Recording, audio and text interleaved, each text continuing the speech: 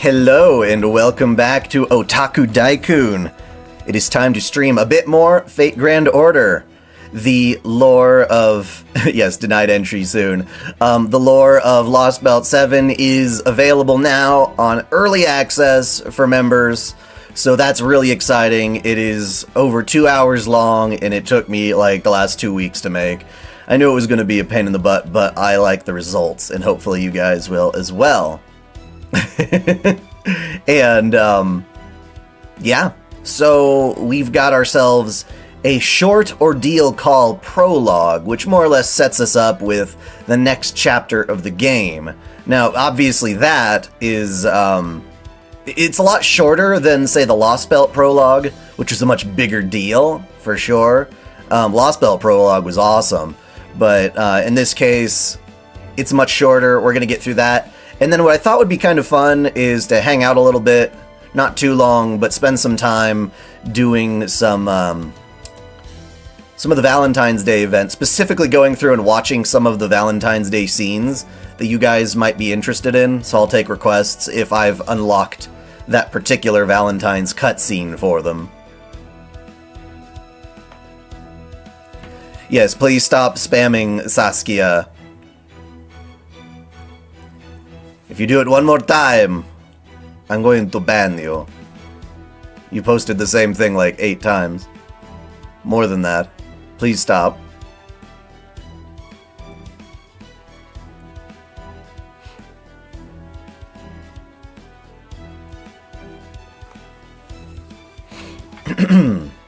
Alrighty, let us begin. I'm glad you're happy, but never spam a chat. Just ever.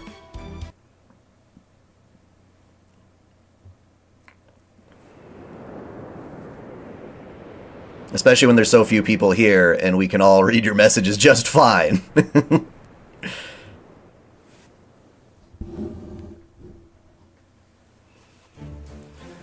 We're approaching the Antarctic... stop it being on auto. Sorry. We're approaching the Antarctic Circle. Trismegistus predicts no danger today. That means we can relax and not worry about enemy interference, at least until we reach Chaldea Base. Still, at least remain alert as we prepare for arrival. So this is it. Hey Caitlin, thank you! 4 years, you still haven't missed a stream. I am very grateful for that. Thank you so much. Yeah, I'm going through some crazy stuff right now in my personal life as well as financial life, so, you know, I'm gonna keep chugging through it, but it's tricky, man. Does you have the Lost Belt summer story or event between Lost Belt 3 to now? Say what? Oh. I don't know what you mean by that. I've covered a couple of the Lost... or not the Lost Belt, just the summer events, period. Those are completely independent of any given Lost Belt. Yeah, that's the thing. I don't know. It's time to, like, figure out which Valentine servants I haven't already gotten events for. Like, who's even available? I'll have to look at the list. First, there's something I'd like to say. This is a separate matter from Chaldeus, which we now know to be the foreign planet. My analysis of test subject E is complete. Would you like to hear my report, Commander Gordolf? Oh, right. We still had that issue to deal with, too. Frankly, I'm well past my limit for crazy revelations, but not hearing you out certainly won't help matters. Zigbar? I don't really care too much, I guess, about him. None of the organization was ever particularly fascinating to me. I like the main characters. Very well. You may give your report. Get on with it, then. Get on with it! Then I will begin with the data I was able to analyze. I can now confirm that the mysterious laboratory our field agent Sarah, Mashu, and Kadak infiltrated was in fact a research facility that also existed in our world. As you may know, there is a facility in Nevada's Area 51 dedicated to the clandestine study of UFOs and extraterrestrials. As many know. As many suspect. You're just like validating conspiracy theories right there, Sion. While our field agents were not able to verify the exact equipment used at the facility during their visit, Trismegistus II was able to use the data Mashu's Ortanax recorded to confirm that the facility was a 99% match for Area 51. Well, that's nifty as hell. We're not supposed to know what the inside of that place looks like, and we're like, oh yeah, we know, based on scans and stuff. This means test subject E was being kept at a facility from proper human history. Yeah, that tracks. That place might have been in the middle of a huge singularity, but it was too out of place as a building. It makes sense that the singularity spawned from that operating room. Yeah, I agree. It also ties into our theory on who the master behind that singularity was. That is, the one who summoned a whole mess of servants. The way I see it, that room was the only part of that singularity that belonged to proper human history. Or at least it belonged to a celestial body that was close to proper human history, as it could be. Who are the people for the poster to Ordeal Call? I don't know, actually. I personally do not know who those guys are. They show up in the Ordeal Calls themselves, but not this prologue. I might even go so far as to theorize that the facility itself is located in Caldeas, Nevada. Wait, Caldeas is Nevada? Yes, Caldeas. Caldeas, that's important.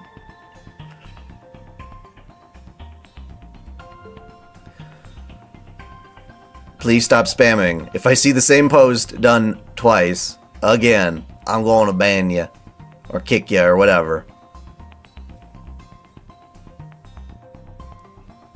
My favorite Disney movie? I mean, it's completely irrelevant to what we're trying to do right now. That's the tricky part. I guess, well, no, WALL-E's Pixar, but, you know, now you could say it's similar, but I don't know. I liked Pocahontas, I like Hunchback, and I like Mulan.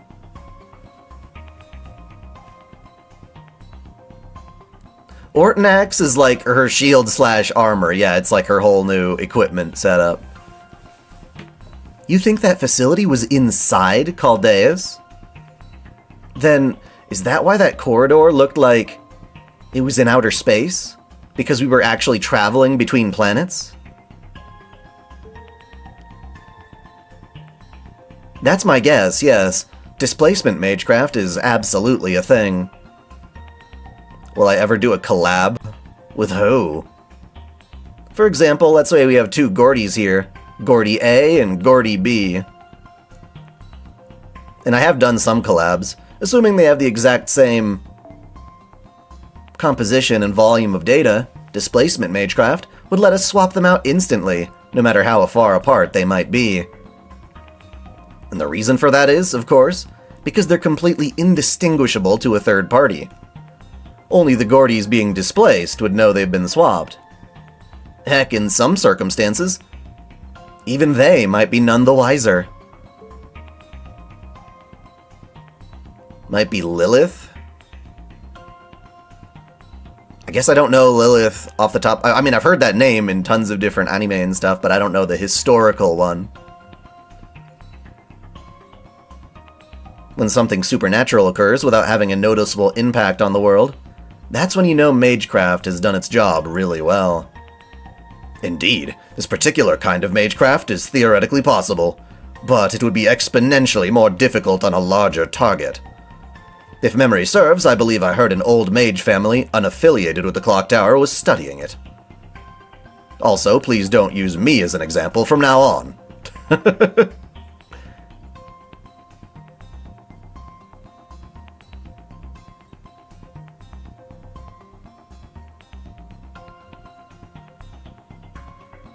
Adam? As in like Adam and Eve? Really? So it's biblical. The idea of waking up one day and having an A and B appended to my name is the sort of thing that keeps me up at night. Displacement. Swapping out. Could that have been what bleached Earth in an instant? You think Caldeus' surface and Earth's surface were swapped out? Caldeus is obviously much smaller than Earth. but since it contains a copy of the Earth's soul, that does essentially make it identical.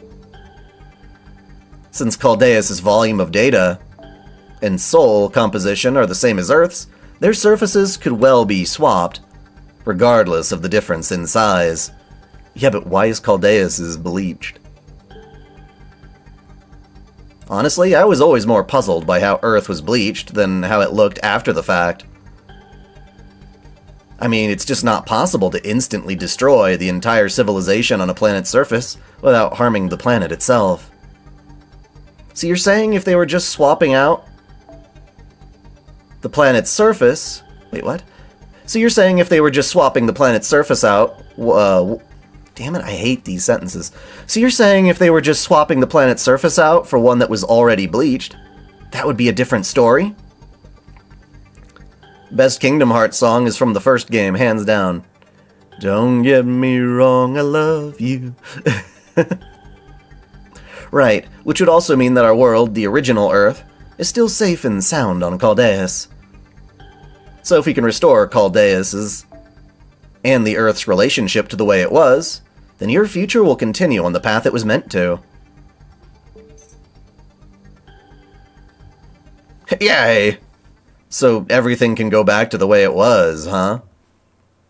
Human history can pick up right where it left off in 2019, where Earth was wiped clean. But hang on, Caldeus is supposed to be simulating Earth 100 years from now. And that would mean the lab we saw was from 2119. But then that, everything about that lab, including the technology, seemed identical to what we would expect to see in 2019. So are you saying it's too old to be from 2119, right?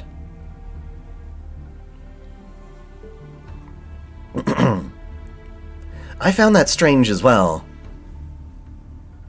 I determined rather quickly that it was Caldeus, that it was on Caldeus, but it certainly did not look anything like cutting-edge technology from 2119.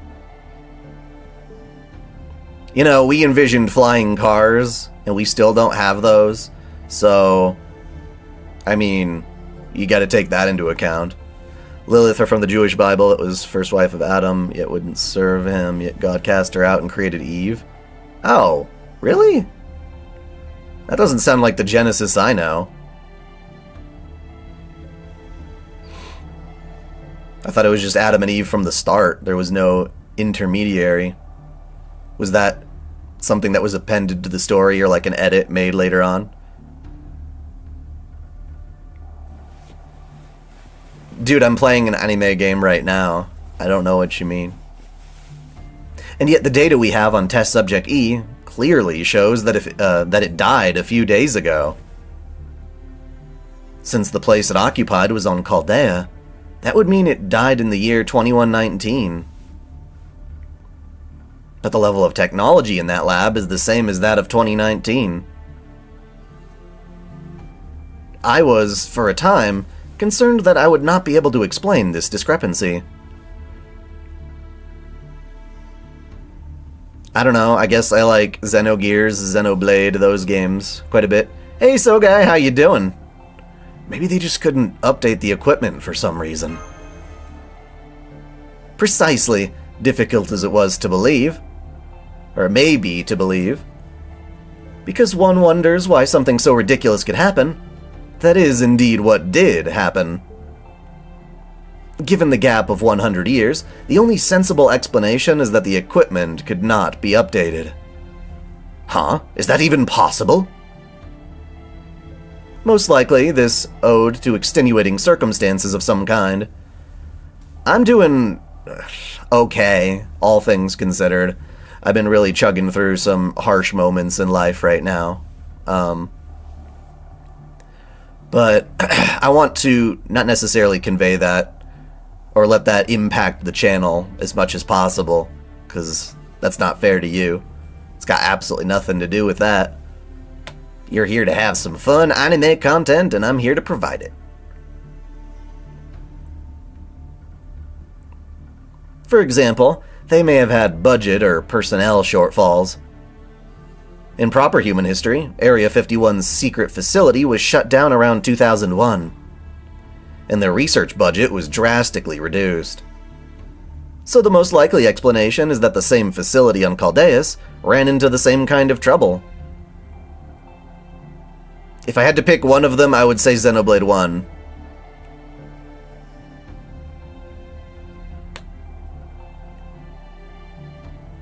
So, did they not have the whole eating from the fruit of knowledge spiel in that version of the Bible?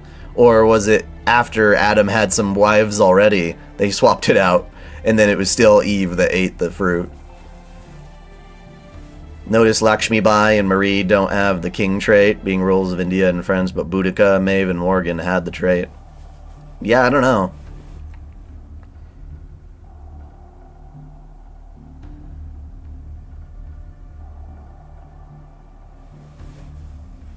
I don't really care for Penny, personally.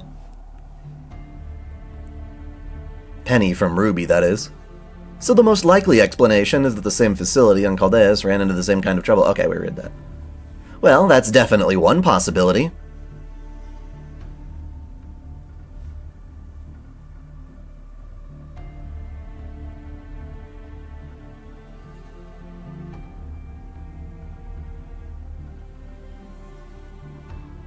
Hello, welcome to the stream.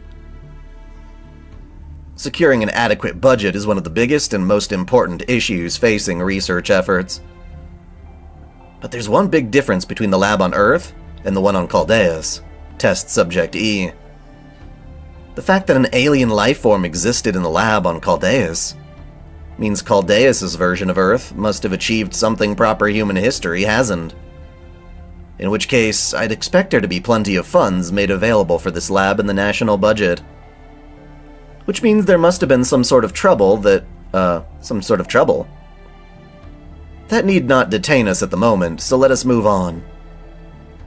The corpse you found in the operating room had the exact same biological composition as us. Despite this, Trismegistus II did not recognize that corpse as a human from Earth. No, it's not that it did not. It could not. Even with the same data values, there was something different about it. And because of that error in logic, Trismegistus II was unable to come to a final conclusion on Test Subject E. Instead, it just got stuck on the phase wherein it labeled the object as a human. So once I set that conclusion aside and focused exclusively on analyzing the situation, a great deal of information became clear very quickly. Data point 1. Test Subject E is a human from the version of Earth in Caldeus. Data point 2. If the bleached Earth phenomenon is actually Caldeus' surface, then Caldeus' humans have all died out. Data point 3. The equipment used in the lab on Caldeus' Earth were antiques, and all of the technology developed between 2019 and 2119 is no longer functional.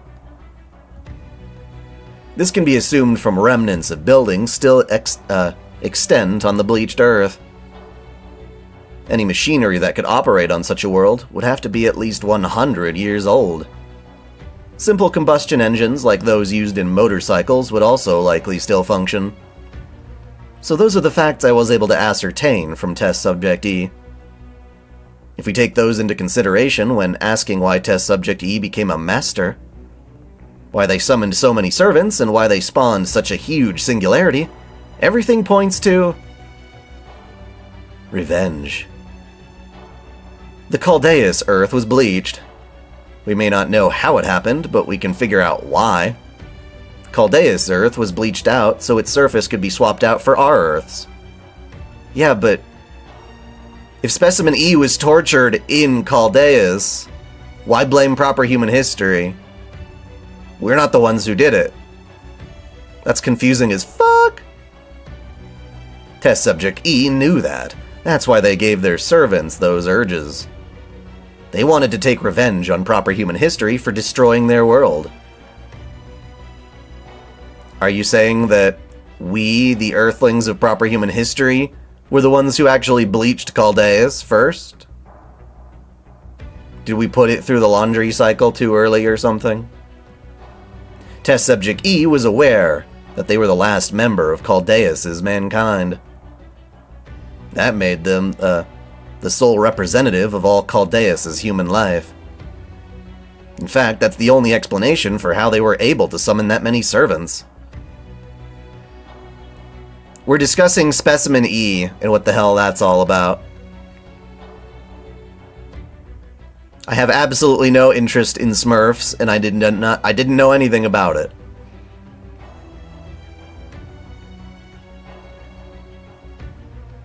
Otherwise, there's just no way one person could possibly summon so many.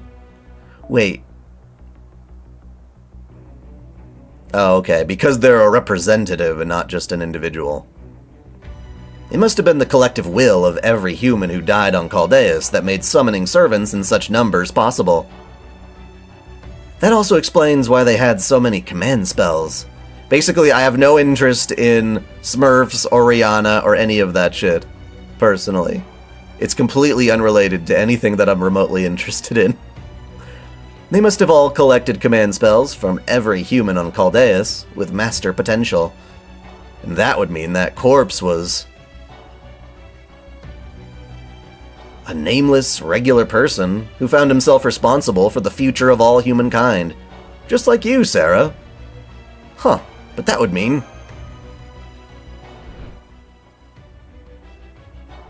If you're seeing this file, then you must also have acquired information on Test Subject E. While it should be your job to analyze and determine what it is, I've decided to be generous and make things a little easier for you. Test Subject E is not a terrestrial being. It is the remnants of a being, humanity, secreted away, probed, and experimented upon in that facility over 100 years. I believe its cries of agony as it lay dying are what drew the foreign god, its compatriot, here. Wait, just hold on a damn minute.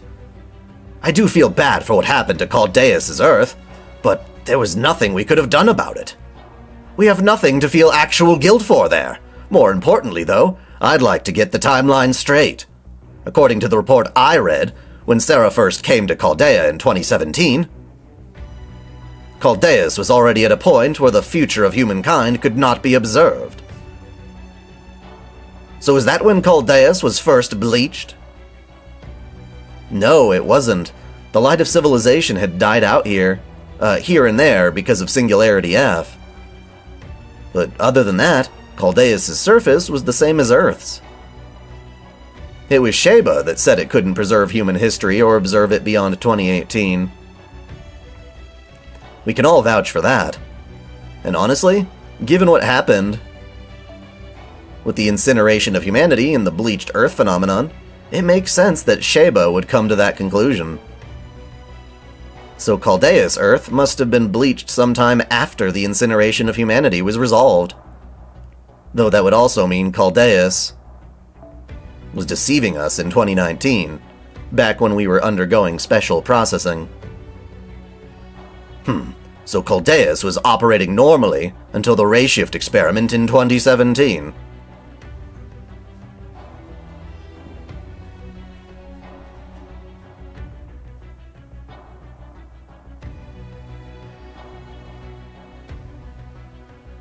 You won't have the Ordeal Call Prologue unless you finished Lost Belt 7, I believe.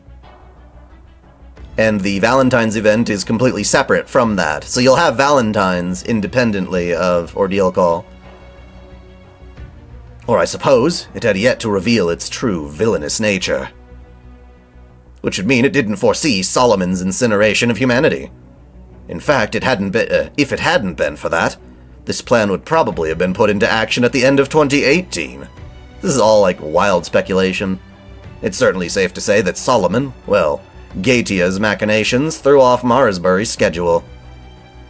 So perhaps, if not for Singularity F, the surfaces of Caldeus and Earth would have swapped places sooner? Good point. The explosion in the command room definitely wasn't part of Director Marsbury's plan. So what happened afterwards is another part of what led to our present very strange circumstances. Solomon was all about the first arc of FGO, so if you don't know about that, I've got, like, tons of videos dedicated exclusively to explaining that, if you're that interested. Something must have gone awry when Lev dropped Olga Marie into Caldeus. Really? Really? Interesting. Is that the turning point?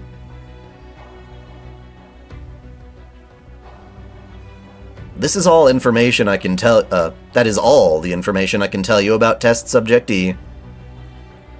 Fortunately, the analysis has revealed at least 80% of Caldeus' intended purpose.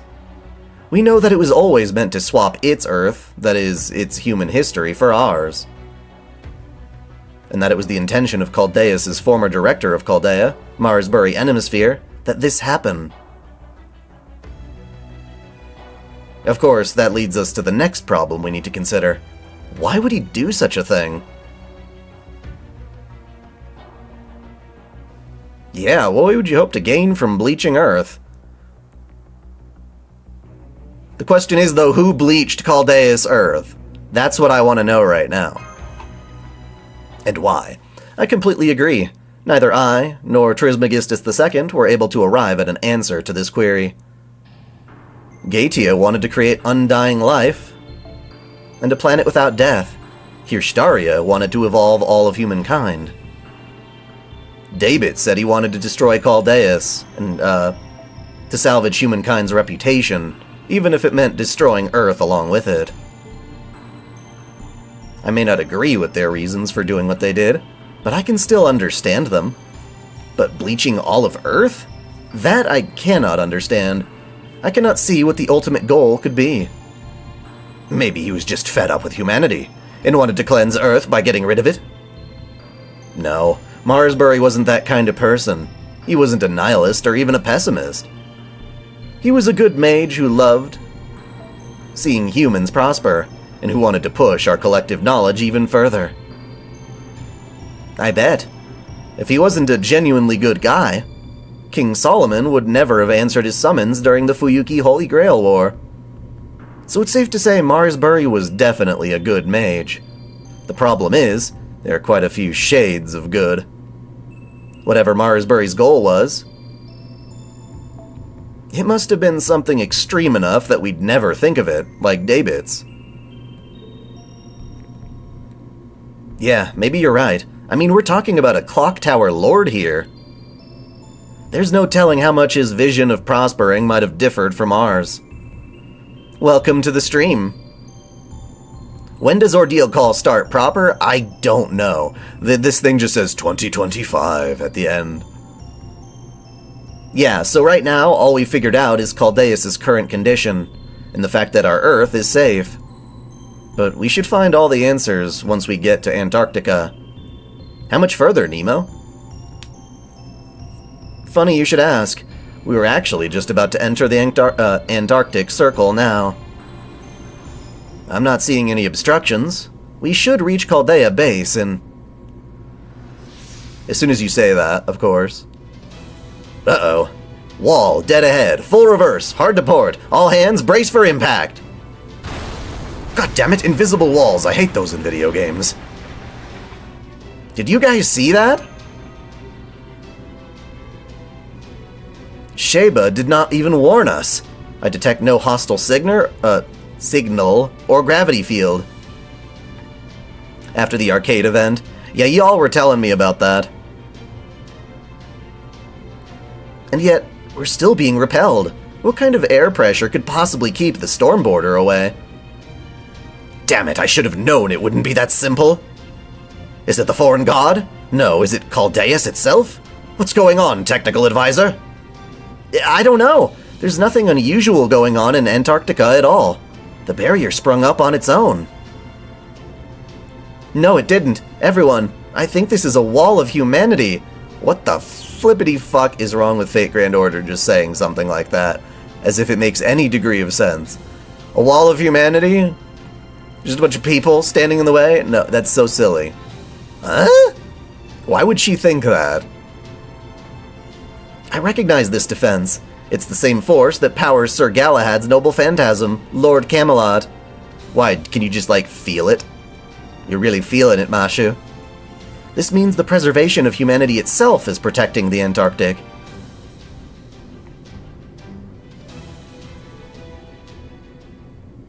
Wall, Maria. See, that wall makes more sense to me when you understand its history. I've done a lap around the Antarctic and the wall that surrounds the entire region. I like to think of that as like Nemo hopping out and just like running like crazy around the whole barrier. We can't get past it with the Storm Border's dimensional piercing drill or the Shadow Border's zero sail. I don't know why, but all our attempts are being repelled. Nothing works. I've never seen a wall like this before. Because it's entirely formless. We have no way to break through. Every special navigational technique we try fails. I have no idea how it works or why it's doing this. Unbelievable! Our destination is right in front of us and we can't even get near it! Technical Advisor, Eltnam. Isn't there anything we can do? Surely you must have at least analyzed it by now, right? I'm sorry, but I'm completely bewildered, too. What is this? Some kind of prank? Right? This thing pops up whenever we approach, then disappears when we move away. It's completely denying us any way to get through, but it's also barely damaging the ship at all. I can't even figure out what's powering it. I think I preferred the storm walls. If it's just like Lord Camelot, then. Of course this was going to happen. Now that the 7 Lost Belts are gone, Caldeus has become the foundation of human history, the celestial sphere for the preservation of humanity. That wall isn't meant to keep Caldeus safe. It's a checkpoint intended to keep the foreign elements out. The Antarctic is not what is keeping you out. Proper human history itself is rejecting you. That voice! It's coming from up on deck. That's Romani Archiman. Marine, try to record what he's saying. Roger. Pointing camera his way now.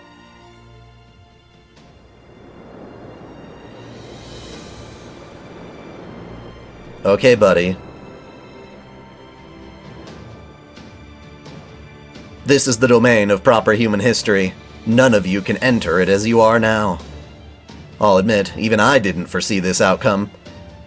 Over the course of this war, you've handled far too many things that simply do not exist in proper human history. Rulers, alter egos, avengers, all manner of servants that don't belong to the 7 classes. Like our version of Musashi. Now, after you spent so much time abusing classes which should not exist, proper human history regards you as foreign elements.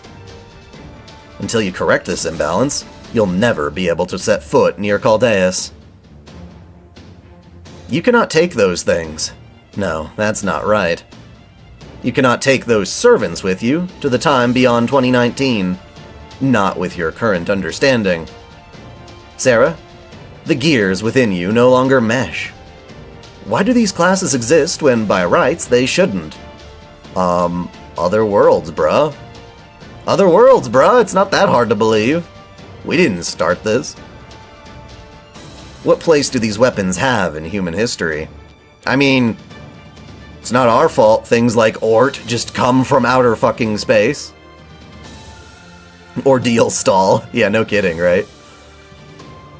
Once you understand and accept the answers to those questions, you will be foreign elements no longer. Turn your ship around, Novum Caldea. There are places where you can correct the imbalances and atone for the sins you unknowingly committed. That is the duty you must fulfill now. Your ordeal call. Where do you fucking make this shit up? Like, it means no... That term, ordeal call, makes about as much sense as Fate's Day Night. So it's just a bunch of jumbo logic. Mumbo jumbo. Once you've settled 4, no, 3 imbalances, then the celestial sphere will see the light of day. You're sure to face partings as you walk this path. Be certain you're prepared for this.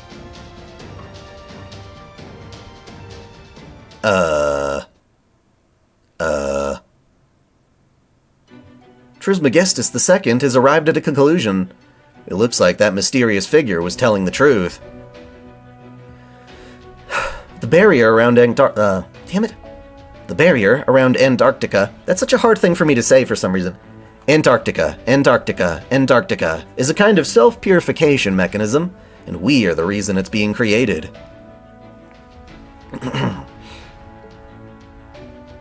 As much as it pains me to say this, it seems that humanity currently sees us as criminals. I mean, bruh, like, the Greek gods were already from outside our universe. Like, dude, and proper human history, then, is defined by aliens from outer space. It always has been. That's what it means to have the Greek gods. Not just in the Lost Belt, but even in reality, apparently.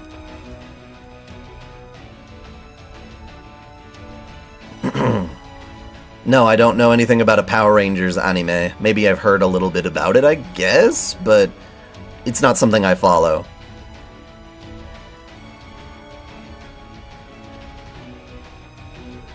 Apparently, we ourselves are the ones preventing us from setting foot in the pure land of Antarctica. I knew it! This wasn't an attack, it was an alarm. Extra classes aren't meant for humans to handle. Extra classes are typically too much for humans to handle, and given that all the servants from extra classes we've been using, of course humanity would reject us. I guess we've done the equivalent of using weapons banned by international law like they were going out of style. We can't deny we're guilty as sorry, probably wasn't the best example I could have picked.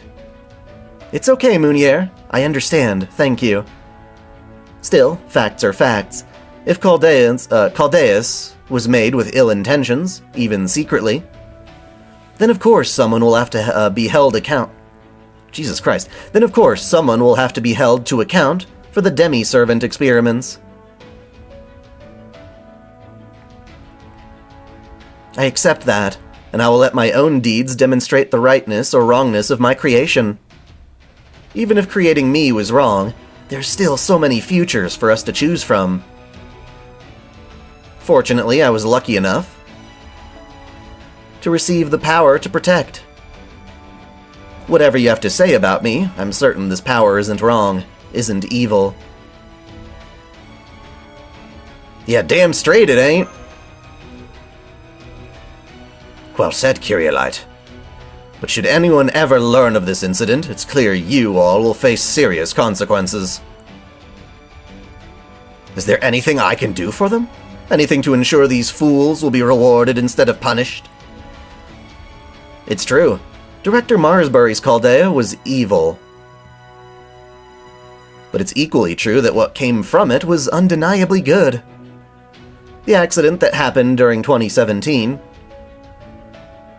along with everything that came afterwards, put an end to Director Marsbury's Chaldea forever. Not just physically, but in spirit, too. The only remaining staff were a dozen or so employees, all unaware of Director Marsbury's intentions, and Romani Archiman, who felt a strong responsibility to stop the incineration of humanity. And that meant Chaldea became an entirely different organization than its founder intended. It became a place to preserve not one man's vision for the future, but a future imagined by many different people. And that's never going to change. Not now, not ever. If there's something wrong with us, we'll just fix it with the same courage and wisdom that's brought us this far. That man said we have an imbalance, right? And there must be points in time affected by this discrepancy. Some distortions similar to singularities. So we're going to find them, prove our innocence, and then come back to the Antarctic. Hard to starboard, huh? As captain, I have no objections. Besides, I was just thinking we could stand to go back to some of the places we saw standing buildings and resupply. Very well, as I said earlier, I never expected this to be quite so simple. Do as you see fit. I can stick around a little longer. Speaking as an alchemist from the Atlas Institute. It hurts to hear that we're being treated like criminals because we've been relying on certain kinds of weapons. This would mean half, no, a third of this situation is my fault, correct? So I, of course, have no objections either.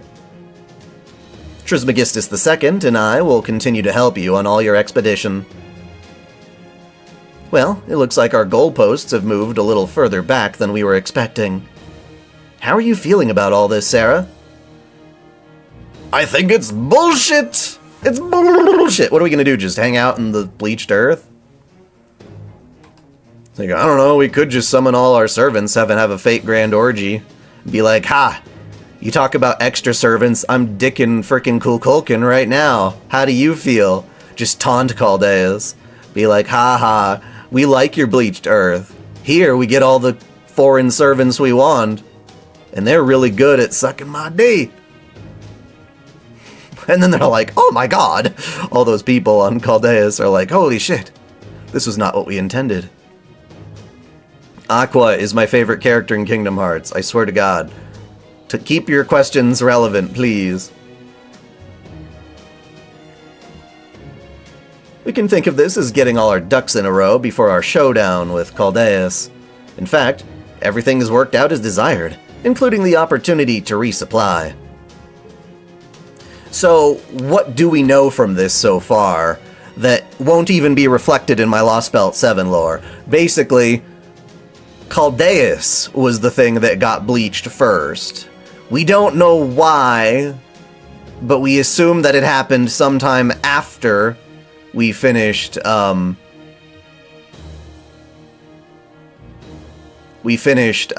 incineration of humanity stuff. Then Caldeus was bleached,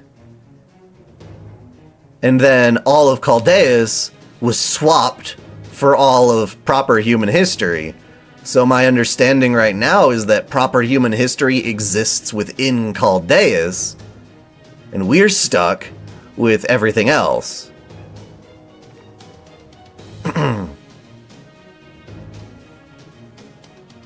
But then we've got this whole Specimen E thing still not making sense. Is Specimen E inside Caldeus right now? Were we inside Caldeus at the end of Traum? Or were we just inside of the bleached earth that we were normally in? So that's confusing. There's a difference between Chaldea, the organization, and Caldeus, the big earth thing that we recreated to predict the future. But clearly there's a lot more it did than predict the future, if we ever had any intention of swapping it out.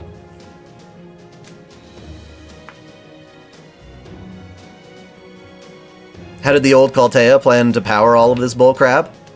Nuclear reactors and stuff, right? Wasn't that the whole point? Marsbury Animosphere won a Holy Grail war, then used the Grail to, like, get himself a shit ton of money and power. So yeah, Ordeal Call's gonna have to answer these things, but I'm just voicing the questions as they come up, and the things that Fate owes me an explanation for. Well, yeah, at the beginning of the Lost Belts, for sure. But there's this crap about Gordolf saying, oh, this was planned to happen at some point anyway, and if it weren't for the incineration, it would have happened even earlier. I don't even know why. And it still doesn't explain how humanity got their hands on.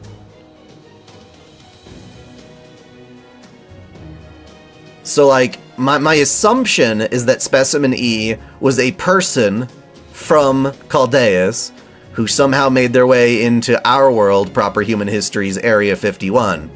And then, Area 51 did all sorts of crazy experiments on Specimen E that then called for Caldeus to come help. But presumably Specimen E is the last of humanity in either case. So, that's weird. We don't know what the alien god is, this alien world. That Area 51 you think was Caldeus's? See, that's confusing as shit. And, I mean, we still don't know what the hell that stick was. We got a bunch of nerves and a stick. We still don't know what that was all about, so, yeah. So there's a lot of things they have to explain for any of this to make even remote sense. And the characters are acting like they have, like, some semblance of confidence in what's going on. And it feels like proper human history saying, "Nuh-uh, why are you using all these fancy-ass servants?" Seems like a completely separate issue to all of this.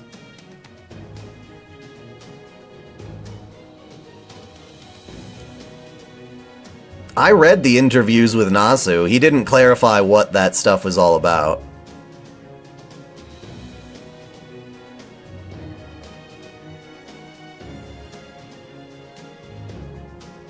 Maybe it was a different interview? You can send me that interview on my Discord if that's the case. I would love to see it. Or email it to OtakuDaiKun@gmail.com. That being said, we still have no idea what we'll find out there.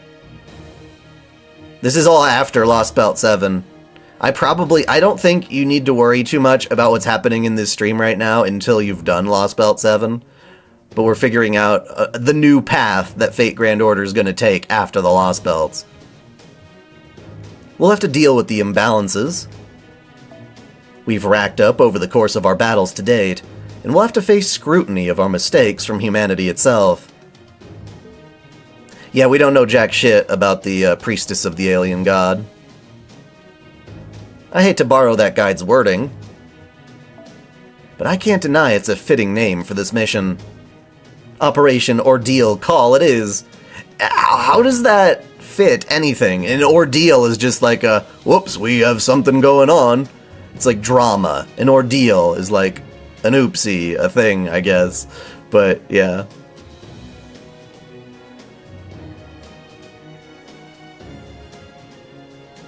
Levliner basically made a big oopsie by throwing Olga on Caldeus. Yes, I still want to see that interview. I'm desperate, man. I need it. Thank God it doesn't really change the Lost Belt 7 itself. Once we overcome these new trials, we'll reach our final destination.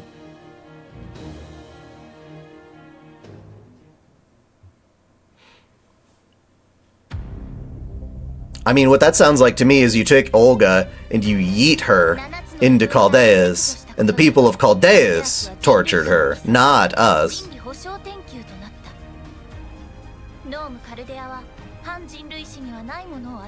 And so Specimen E literally is just poor little Olga, but she's supposed to be like the last of humanity, so I don't know. I can't say that for sure.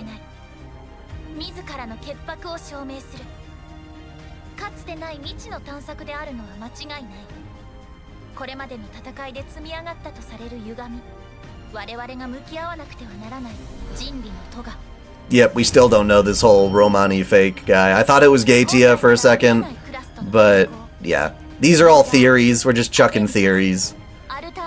I wouldn't put these theories necessarily into a lore video or whatever until I know for sure.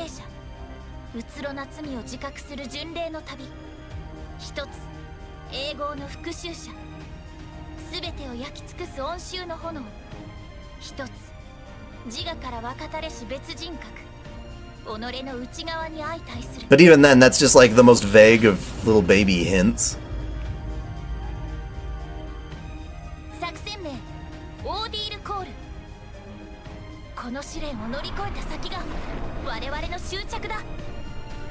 Still doesn't explain why there's a branch.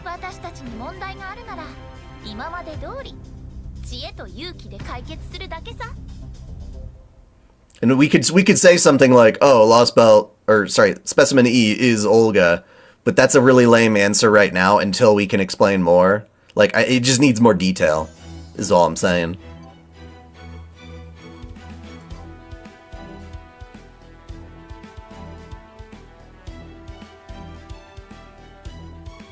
If they're gonna bring fucking Sherlock back, I want them to bring Musashi back. I knew Musashi would be like one of those violations or whatever, but we still like it. So, alright, I'm not gonna, like, waste brain cells trying to read the story of Valentine's. I'm gonna try to get to the point where we can do some of the Valentine's event, and then watch some of the Valentine's cutscenes.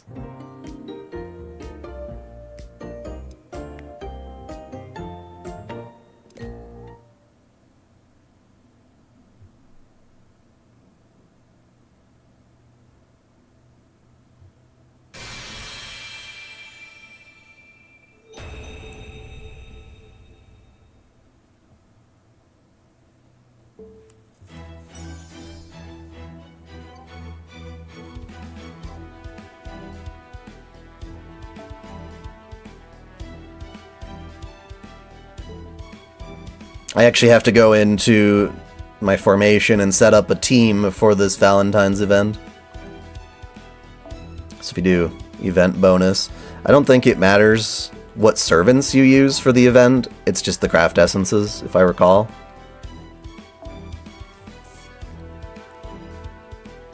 And at that point, I'll just throw a bunch of Choco on it. Although we did get that... I'll put that on the Castoria, because that'll help other people with their journey. But then everyone else just gets random-ass chocolates, because I don't think the effect changes.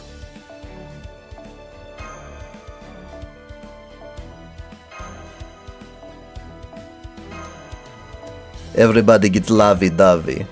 More lovey-dovey for everyone.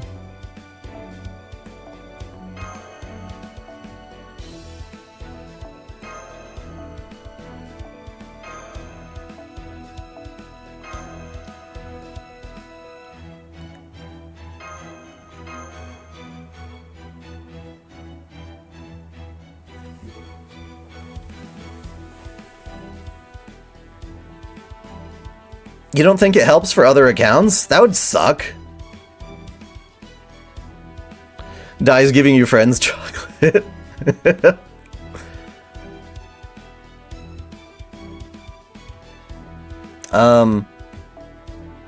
Yeah, let me just rush through here. Now, I'm just talking about, do they get more lovey-dovey chocolate shit if they borrow a servant who has that?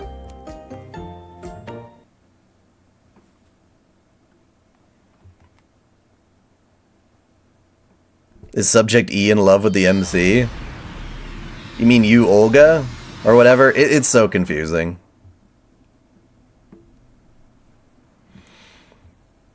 Yeah, we're not doing the cutscenes right now. Nope. Fine, we'll talk to it. What are we talking to? It?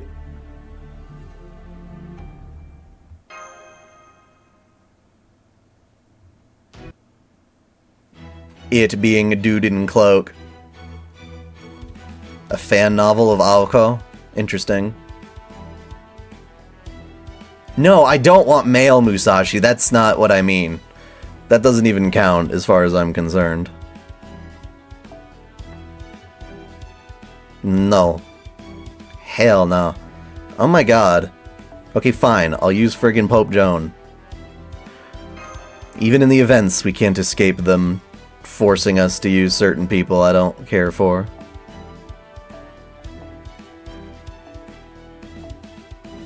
Wait, event bonus? You get an event bonus? Oh, nice. Well, then I'll put you on. I didn't know that.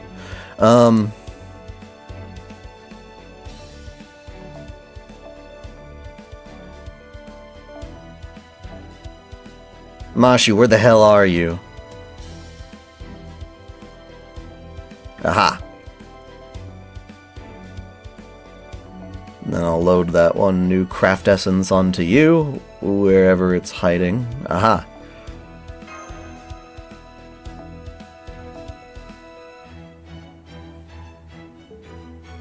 Then I'll put these on everyone else. What was this one? Yeah, no. And for you, I'll still give you your arts up, because that's more important to just wipe everybody.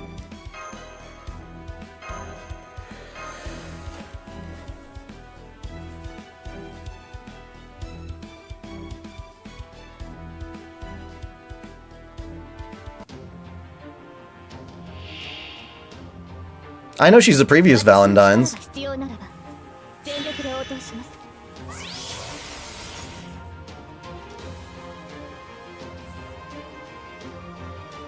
I actually don't know Pope Jones NP. Let's see what it is.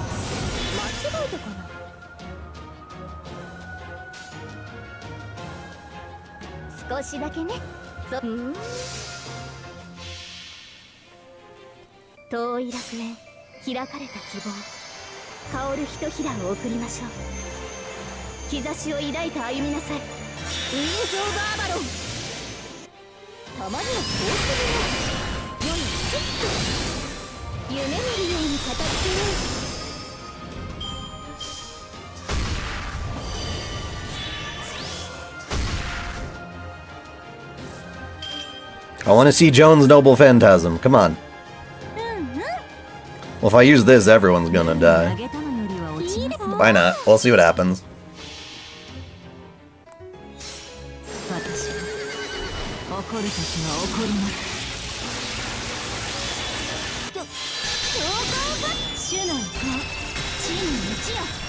I mean, if we win, we win.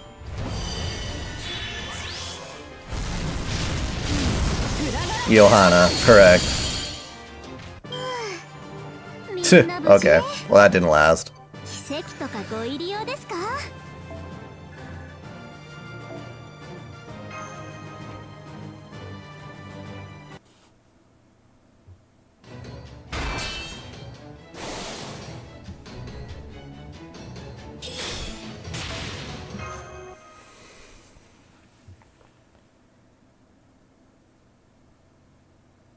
Johanna didn't do anything that I noticed. Maybe she did. I wasn't watching closely. Come on, man. Just let me get to the event proper and stop giving me these little story cutscenes.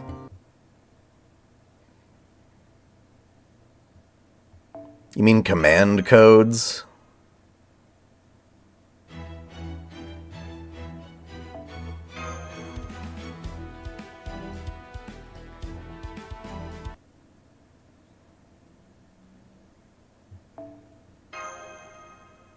Yeah, I don't know if I'm rolling for any of these characters.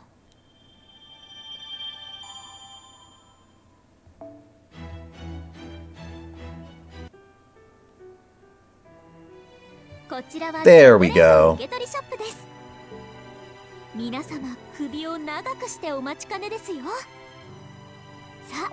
Yeah, I know how the Valentine's works.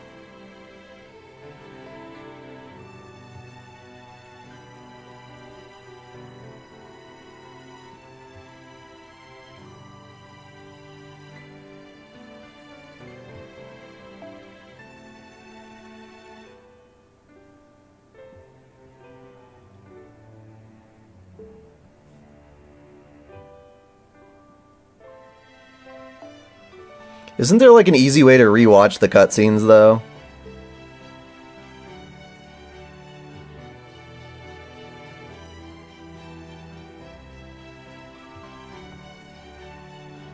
Blessed Lock-On?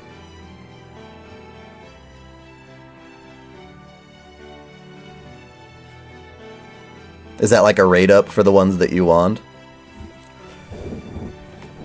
Let me take a look at this on my tablet.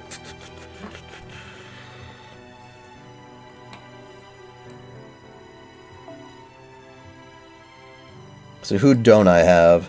You've got Gareth. That's cool. I like Gareth. Medusa's not bad. Don't care about Mysterious Alter Ego. Zetian, Thrud, Grimhild. Archetype Earth. Not bad. Lisa. Io. Kukulkan. We want Kukulkan's chocolate. I wouldn't mind Nitocris Altars.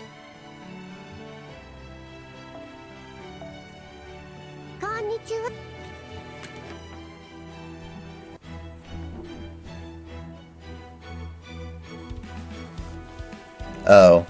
Mm. Can you watch the previous ones from Material Story Event Quest Log? Is there a way to do that with the Valentine stuff? Chocolates, there we go. And if you've unlocked the chocolate, you can rewatch it, right? That's a lot of chocolates. Okay, so we'll watch a couple of chocolates based on your guys's... Talk might be there, but I didn't scroll to the bottom, did I?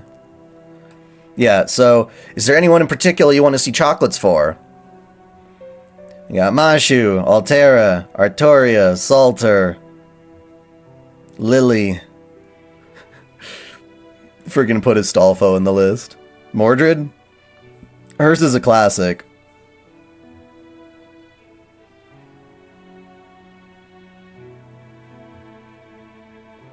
I don't have Oberons. I'm talking women. And ones that I already have. So Cuckoo I can't just magically earn right now. They have, no, I'm talking about ones that I actually have. Ones that I have, guys.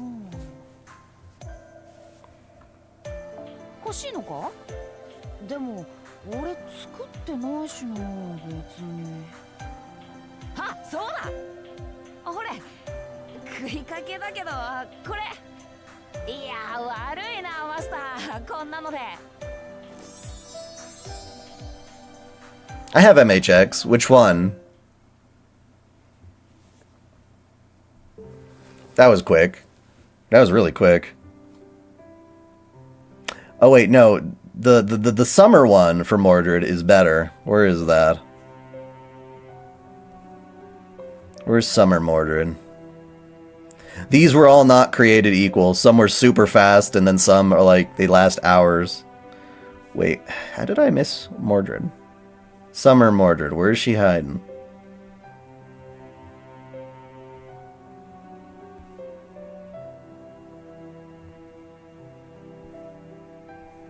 Are these in any particular order?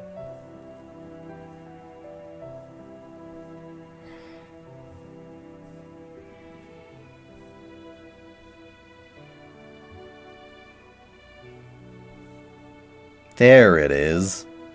This one's good.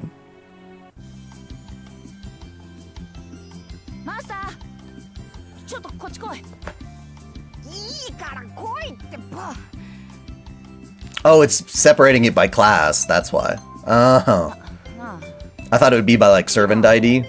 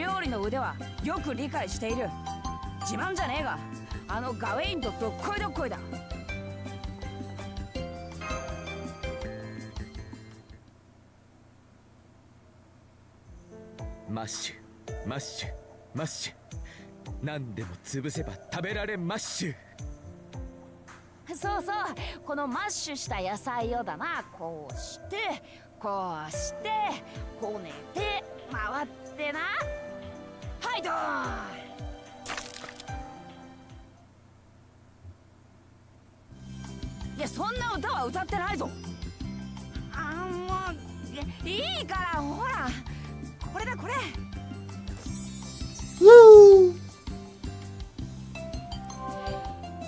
She gave me Pocky. Isn't this?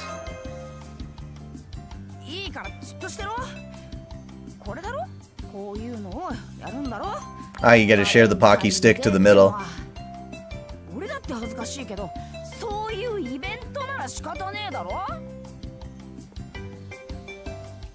You're putting one end of those in your mouth?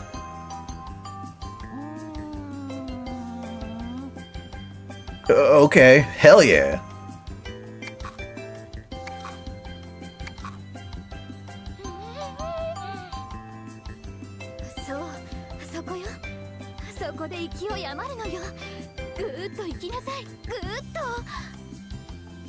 Who's that?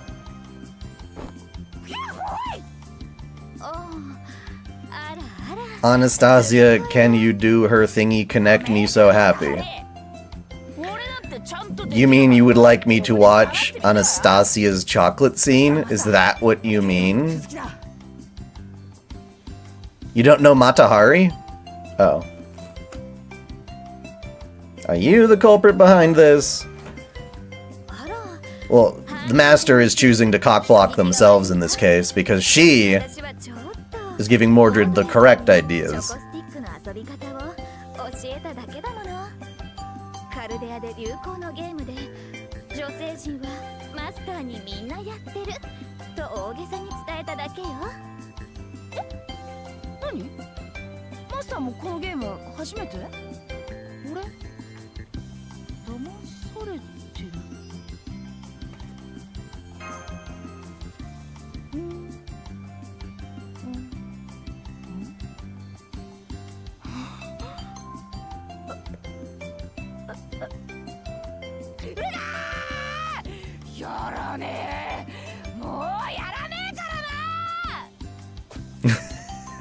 Surprised she didn't clobber you.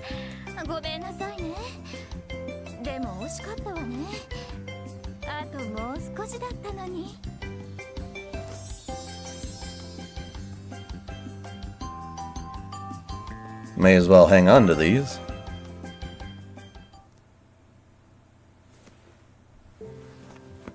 Okay, so y'all were asking, you know, if this will get Saskia to stop mentioning the word Anastasia in this chat, maybe this will do the trick. Here's the cutscene with Anastasia. Morning, Your Imperial Highness. 礼儀正しい挨拶ね。得点3。でもちょっとからかっているっぽいので減点3というところかしら。それよりも If I have Ibuki Doji, I'll take a look. I don't know. I mean, yeah. バレンタインの風習が広まったのは最近らしいのだけど、でもなんであれプレゼントがもらえるのはいいことだわ。いいことよね。というわけでチョコレートを所望します、マスター。 So I'll play these until the hour mark, I'd say like 2 o'clock here. Round it up as a 2-hour stream. どういうことです？他のサーバントの方々に伺いました。日本のバレンタインは主として女性が大切な人へ贈り物をすると。そしてホワイトデーにその返礼を行う。この場合サーバントである私がまずチョコレートを贈るべきだと考えていたのですが。 I wanted to give some to everyone anyway. やられました。まさか準備済みとは。では謹んでこのプレゼントはいただきます。そして驚きなさい、たたえなさい。実は私もプレゼントがあるのです。それがこちら。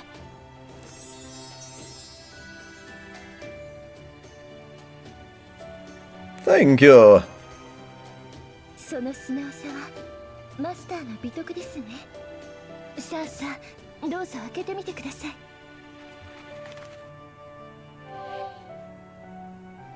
本当であればチョコレートが正しいのでしょうけど、それは他の皆様からいっぱいもらえる、そう私は推測しました。なので B のぬいぐるみです。可愛らしいでしょ。魔力を込めたので少しばかり怪奇現象が起きる。 There doesn't seem to be a lot of African servants in general in Fate. I wouldn't know who they are because I'm not... I usually learn about characters through Fate, but I'm curious. Why can't all the cutscenes have voice acting? That would be nice, wouldn't it? Because there's too much goddamn text in Fate, it would take all of our freaking mobile devices' memory, that's why.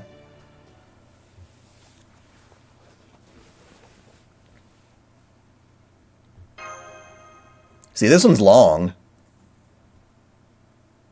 It's alive. What the fuck? Why are they fighting while I sleep? We already did Mordred. We did both Mordreds already.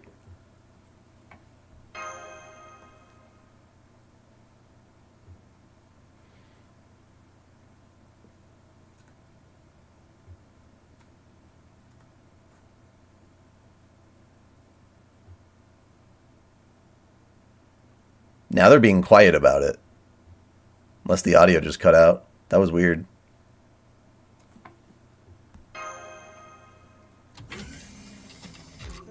Ohayo, Master. いい朝ね。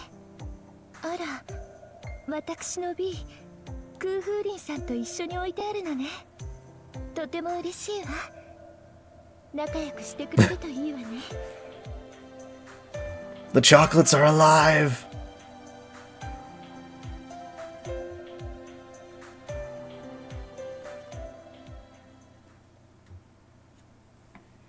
Alright, so you were asking about... Oh, shit. Filter? You were mentioning Ibuki Doji. I don't know if I have her.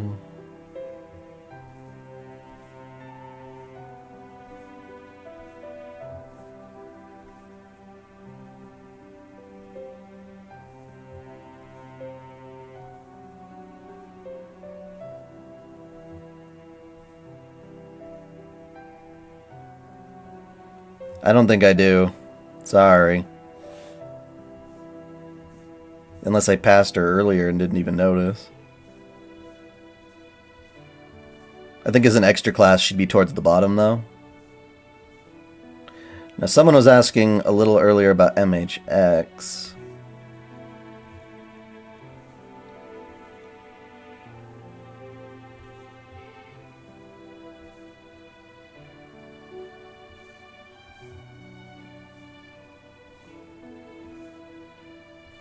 Yeah, these Valentine's events are ridiculous, just how many characters there are in this game.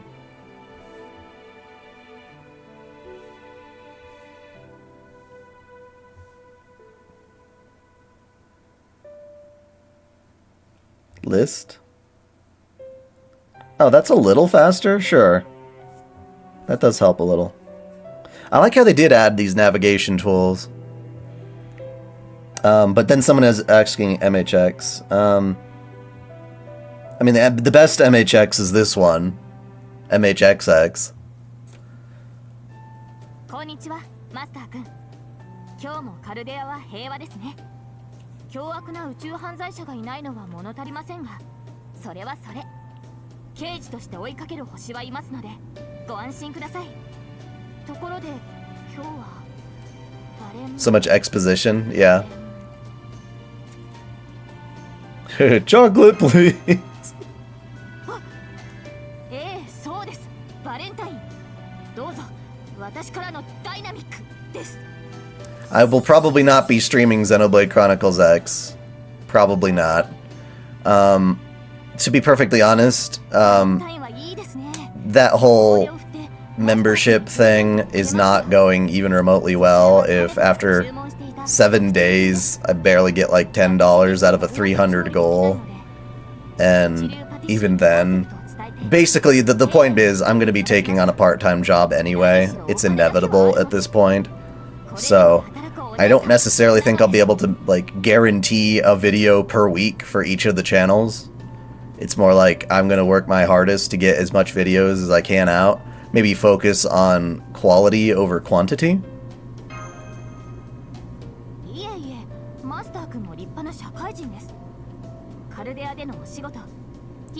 Dragon Girl? How many Dragon Girls are there? プレゼントも無事渡せたので、次のミッションです。地球には宇宙犯罪者はいませんが、他に様々な脅威があることを知っていますか？異界とつながった海域。未だ星の内海に続く行動。It's inevitable, and I appreciate it. It's not like I want like the memberships to go away or anything, or I'm going to stop providing the perks from them. どれも世界観を壊しかねない極物です。確定したのですが、私だけではどうにも現場にたどり着けないのです。あんなに巨大な脅威判定を放置しておくなんて、私には。 Well, it's personal stuff. It's things between me and Ari-chan and making, you know, our housing situation work, our lives work together. It's personal stuff. And so part of that is indeed being more of a provider for the family, and so I'm getting up a, you know, part-time job to accompany what I'm doing on YouTube. I will not be doing YouTube full-time anymore. However, I mean, years back, I was already doing part-time and YouTube simultaneously. So, it was already like that for a while, and then I went for a couple of years in like 2020 to do full-time YouTube.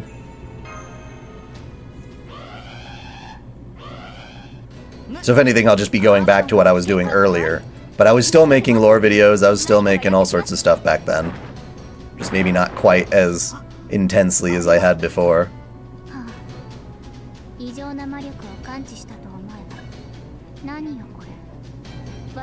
Might be like, oh, here's a waifu files every now and then, oh, here's a Fate lore every now and then. We'll go back and forth.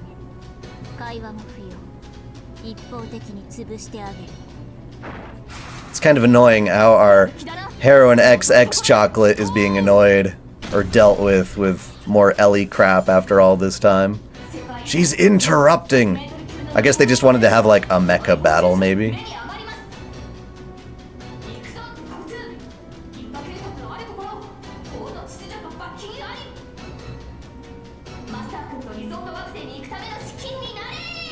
Koinskaya is cool in general.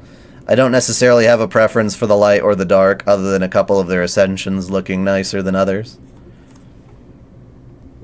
Okay, so more requests on servants. I'm doing okay. I'm hanging in there.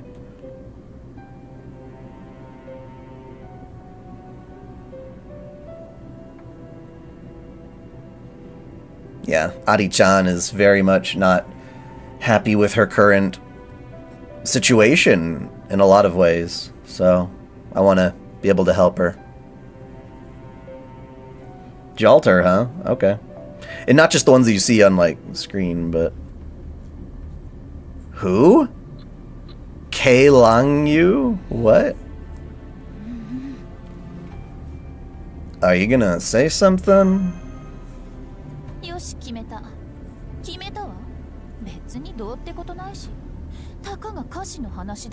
Musashi? Which one? Summer or Saber?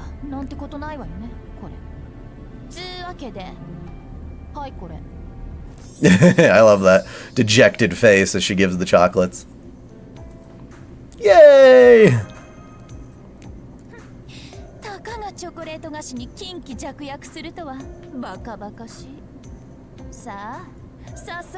The last couple of years have been a little tough. Building up to a more dramatic moment, I suppose.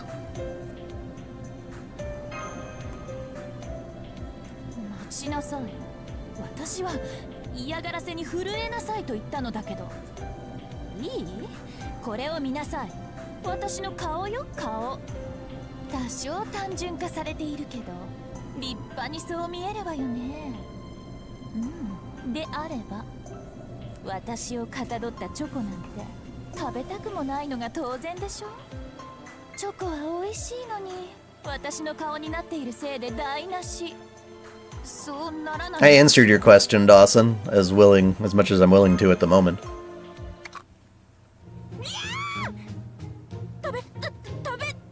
Yeah!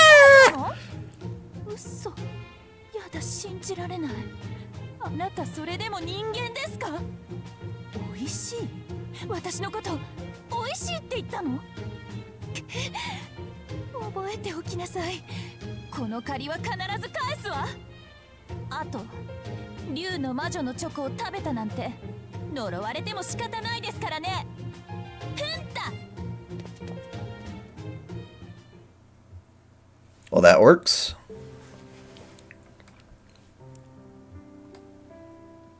You want Musashi? Well, no, you never Saber. You did say Saber. Alright, well, where's she at? Well, she'd be at the top.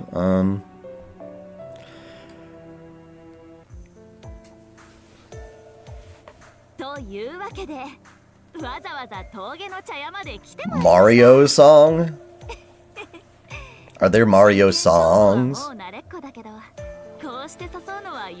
Maybe the credit song to Mario 64? The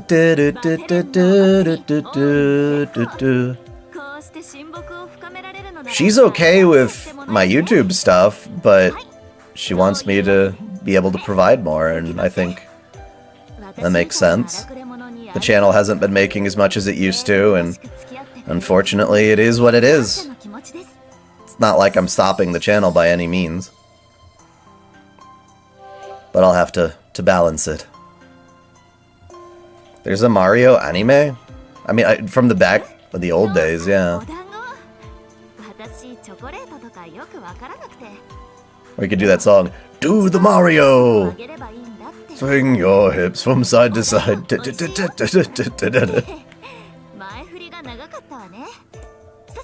食いねえ食いねえ団子食いねえこの日のためにダヴィンチさんにいっぱい素材を売ったからねお姉さん If they substitute FGO in the future, do you think it's going to be in a different universe? What do you mean substitute? マスターは気にしないで私誰かの代わりに戦うのはしょっちゅうだった Prices are getting high. Yeah, mortgage being the big one.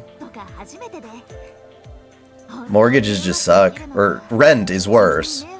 But in our case, we have a mortgage with a frickin' HOA that has been rising steadily. It used to be like 180 bucks or something when we first moved in here, and now it's all the way up to like 320 a month? I'm like, dude, that's a lot of extra money.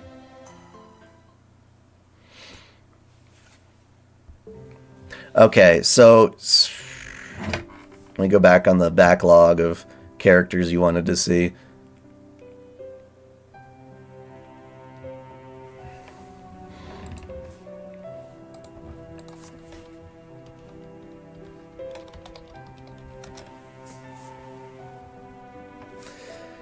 You mentioned in Suzuka Gozen.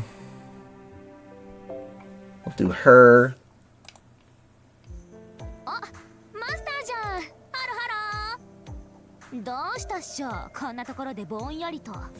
Zillow prices. Yeah. Yep, co-ownership is like looking like a really solid idea for a lot of people in general.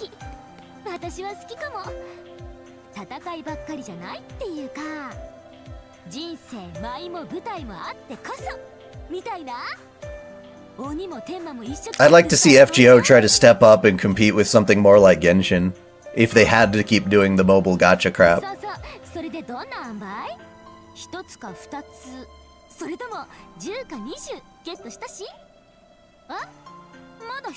If you don't recall, Suzuka does not wear panties.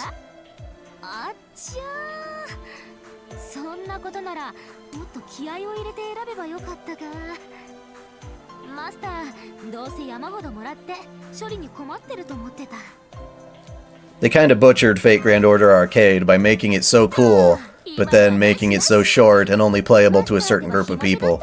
That could have been the future of Fate Grand Order, and people would have loved that. Onimusha? Gosh, I didn't play the old ones.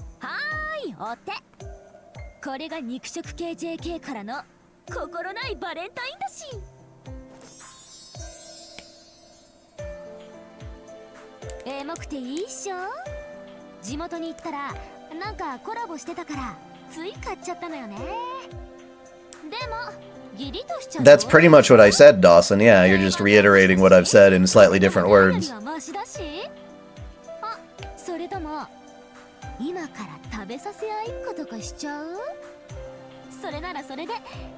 Well, it's not necessarily rising prices. Ari-chan wants to reevaluate her career because her current job, which is the bread-making job in the family right now, is driving her fucking crazy. So she's gonna take some time off and figure herself out, and we'll see from there. You know, I found my passion with making YouTube content and anime stuff with you guys, but she doesn't have that yet. What makes her the most happy.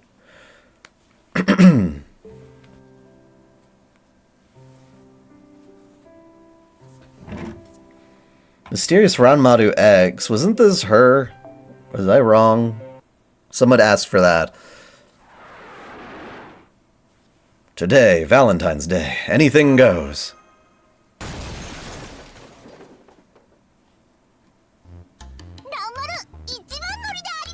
Well, physically collecting cards made it hard to... Yeah, that's the thing that made it difficult to export outside of Japan.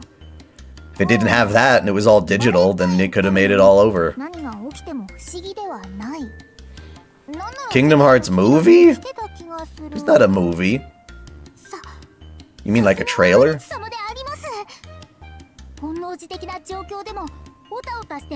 Food can be pretty expensive, yes. But for us, that's something that would be a little easier to lower the cost on. There are things I'm more worried about. I mean, in America, health insurance. That's the biggest fucking thing. Health insurance, health insurance, health insurance. If you want to go to the doctor and not literally be broken, like, for $40,000 or more, then you gotta get health insurance, and if you don't have a full-time employment that offers that benefit, you have to pay for an independent plan, which is ridiculously expensive. So, that's gonna be a bitch.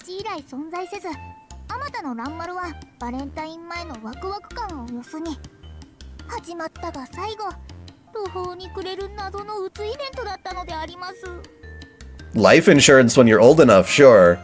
For sure. I don't even have a life insurance policy right now. That's like a privilege.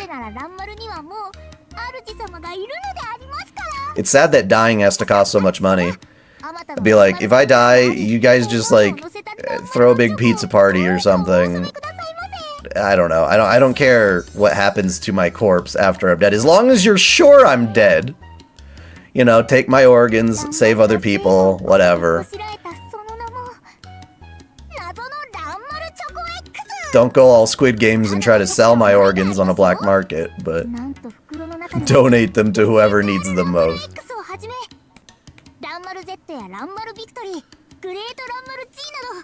Canada? I've heard of people wanting to move to Canada just because of all the craziness in America.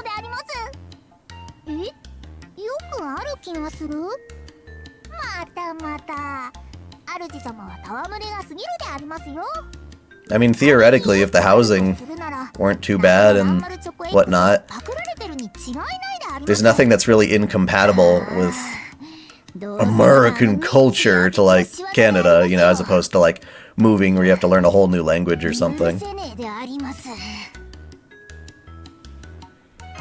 The other problem I hear about places that have universal healthcare is the availability of it has dropped significantly, like long wait times to finally get seen and stuff like that. Whereas in the States, it's like, oh, I'm feeling bad, I can just hit up urgent care like any time. It would just cost an arm and a leg to do so, which is ironic. I mean, the thing is, it's like you just need basic healthcare. Like, even if you're not sick, you need to have the health insurance.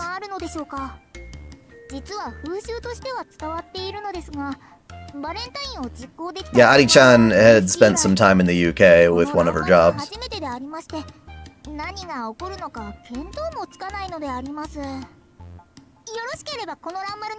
Yeah, and then if something like, and I guess that affects everybody, whether you have the money for it or not, something like COVID happens again, and then there's just not enough doctors to go around for all the cases popping up.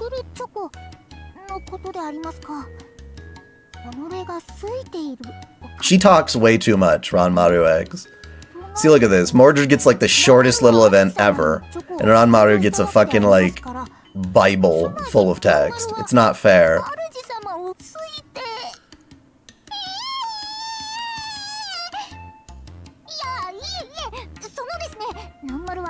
Well, what would he call that? It's called power creep, but in this case it's like cutscene creep. I didn't know there was a Catwoman anime, no.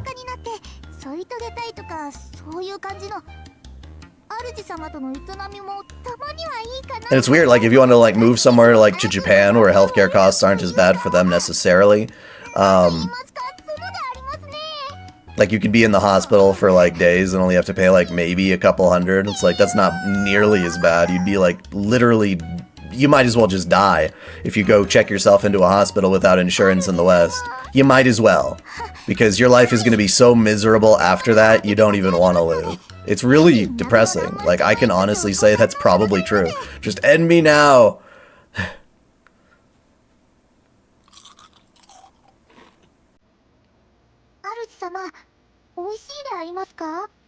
New thing?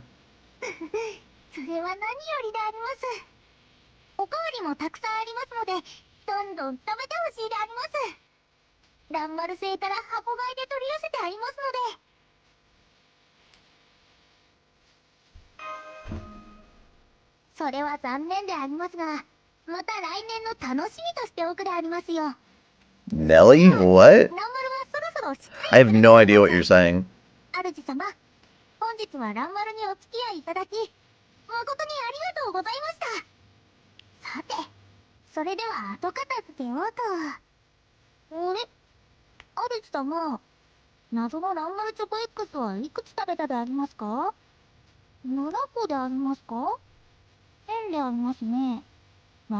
She's cute, but I don't like her aesthetic. Too soldiery, too... I don't know. Too chuny. Yeah, the economy is a little better right now, in the West compared to Japan. Sure, if you get a job in Japan. But the other problem with Japan is that they have, they don't really, like, respect mental health care nearly as much. Like, it's one of the reasons I think there's probably a lot of, game ending going on in Japan. If you know what I mean. Because anxiety and depression is so rampant and so common for most people these days, I think. And a lot of it can be helped with medications, but Japan just doesn't, like, prescribe them.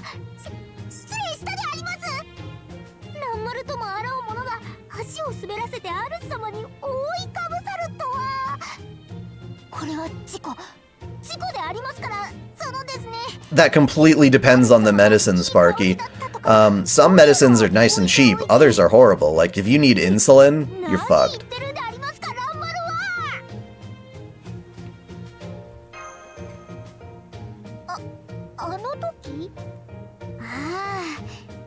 Look at this! This cutscene's long as shit.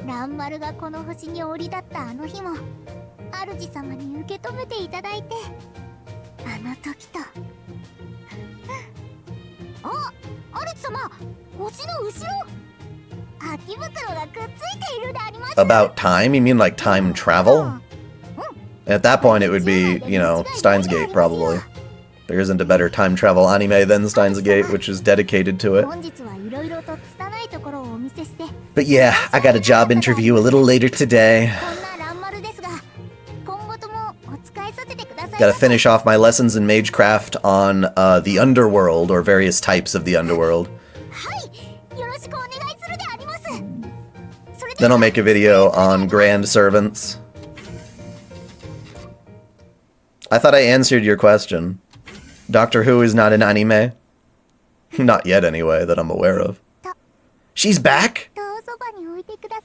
Look, that's super adorable. Why can't Mordred say that to me, you know? That's all I'm asking. That was redonk. That was redonkledonk.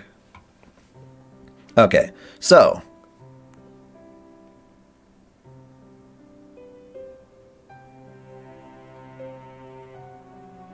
I will slowly scroll through this. If you see somebody that you want me to click on for the remaining 25 minutes of this stream, let me know.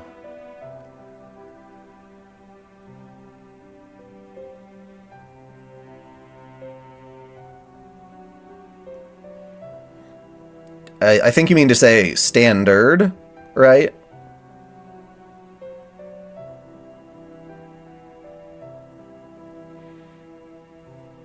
Space Ishtar, did I pass her? Probably, if she's towards the bottom, I imagine. Where are you? Unfortunately, it's with the third ascension.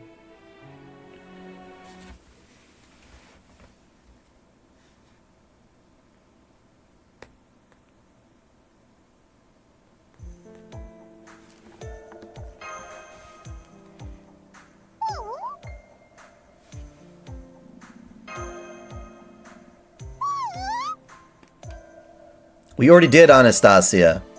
If you're talking about her summer form, I don't think I have her.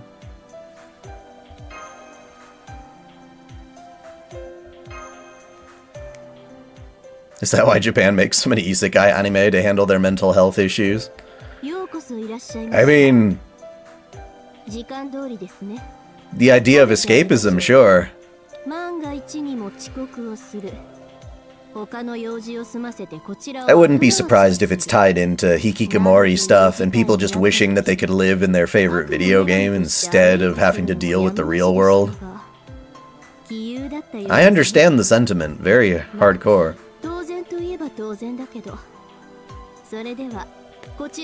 I mean, I don't think the guy who made the vending machine isekai was necessarily saying this is the world I want to be in, as much of as a subversion of the tropes.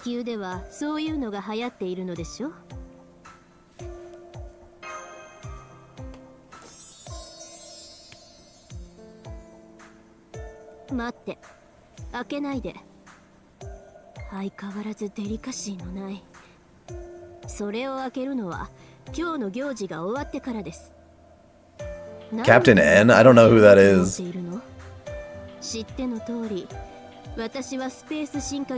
What happened if there is an afterlife? Well, then it depends on what that afterlife is. I don't believe necessarily in an afterlife, unfortunately. I think there's no reason to, outside of it comforts us and makes us feel better.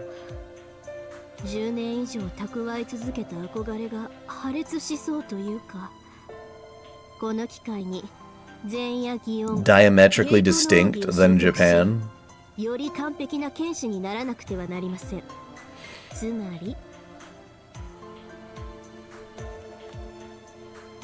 You're talking about sightseeing through Kyoto. Leave it to me.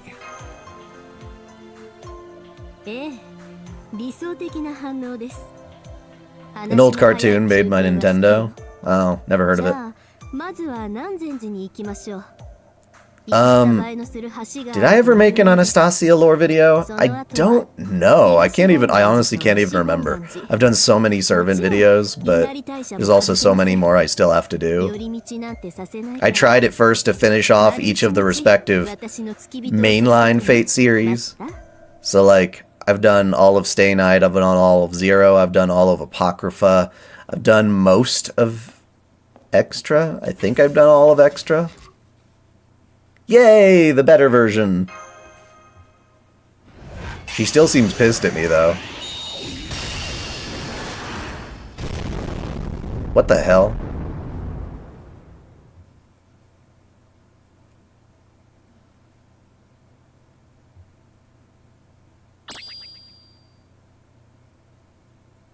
Well, I mentioned her in the first Lost Ball. I'm talking about a dedicated video on Anastasia.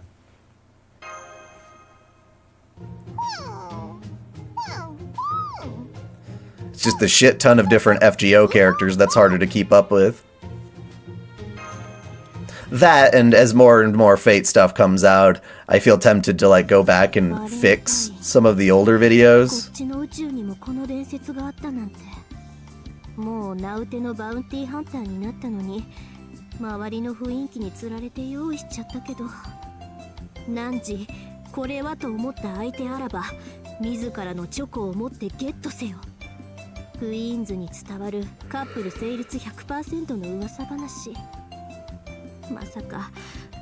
Nope, as in I did not do her.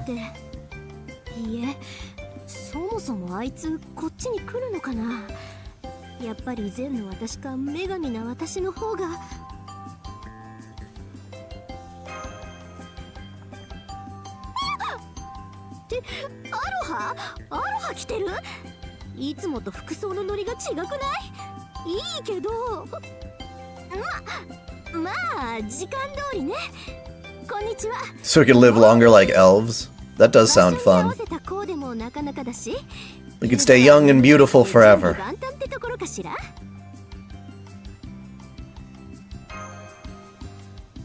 Was extra gameplay any good? Honestly, it's more about the story than the gameplay. The battle system is basically just like rock, paper, scissors from hell. And if you didn't have the opportunity to save in between every single battle, which I actually don't know if you can. I don't think you can. I think you have to save at specific save points. Which means if you die, you just gotta go back and it's like, oh, you didn't die because you suck at the game. You died because you didn't guess the right, you know, circle X triangle prompt. And it literally is a guessing game until you beat enough of a given enemy that you unlock all their data. I see, 3 Dark. Thank you.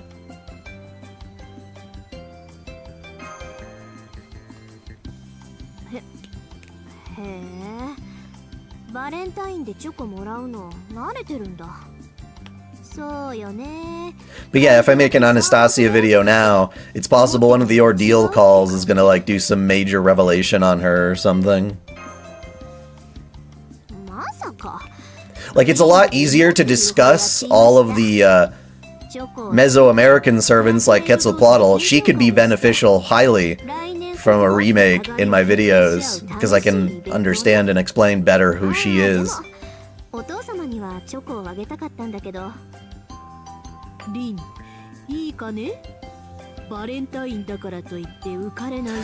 You know, there's an interesting phenomena regarding dubs and whatnot. Because we don't natively speak Japanese, their voice acting doesn't sound cringe.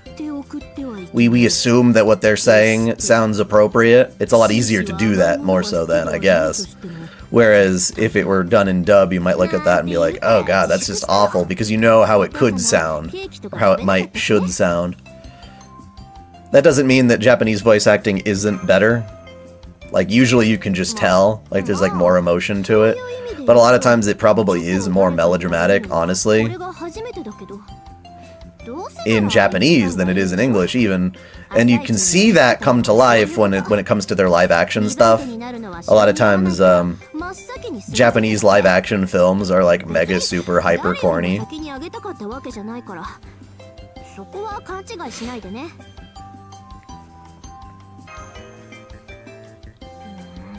Blonde wrestling deity servant? Are you meaning to say, well, it's Luvia, but then she's in Astrea's body.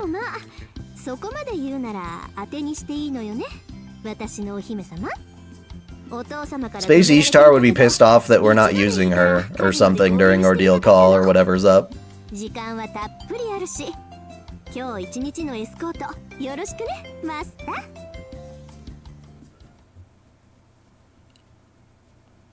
It's still not over? Christ. Oh. You just like walk into a room every day and then like get warped away somewhere else through a massive explosion.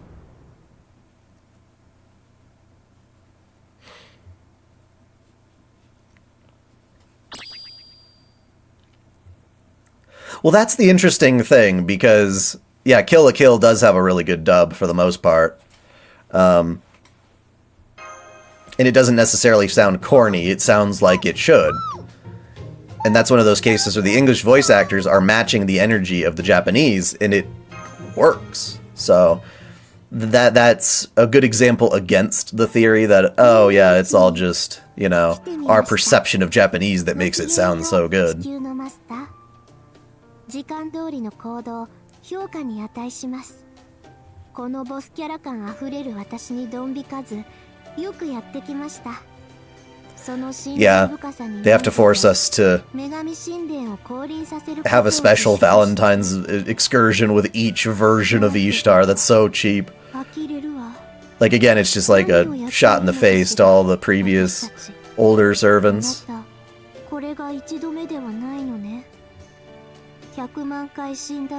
CRISPR? CRISPR?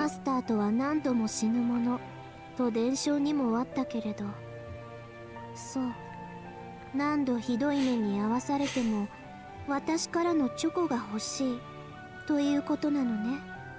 不敬、そして身の程知らずな人間。 We want her defenseless chocolate starfish. 熱敵視を覆すほどの情熱だわ。間違いなく。これほど強く愛される私はやはり女神の中の女神ということをあなたは証明したわけですね。 Well, I noticed Funimation voice acting had like a very specific kind of like Valley Girl-esque approach to a lot of the schoolgirls in anime. That's not necessarily how they're voiced in Japanese. It's kind of like a bias put on them. どうでもいい話だし。それより、はい、これを受け取りなさい。全身全霊で。避けないで。大丈夫。当たっても恋の炎に焼かれるだけです。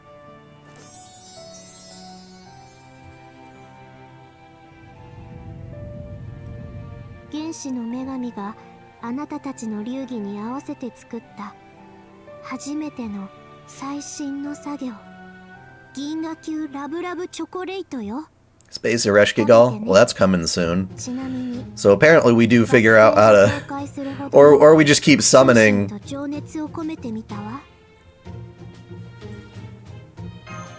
We keep summoning extra servants even as the ordeal calls are going on. We're just like, screw you. Don't tell me what I can and can't do. Proper human history.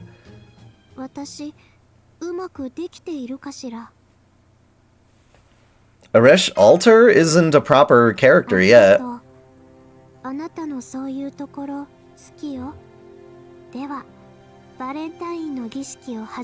mean, there are definitely certain characters who would be better played as a Valley Girl if it represents them to an extent. Like, it's not necessarily bad, but... They do it, like, as a general standard for most NPCs.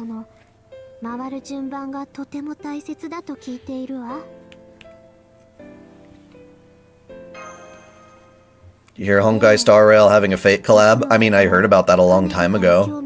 I guess it's slowly working its way up to happening.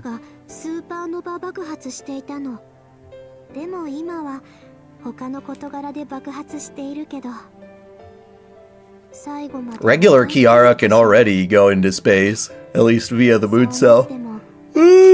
Excuse me.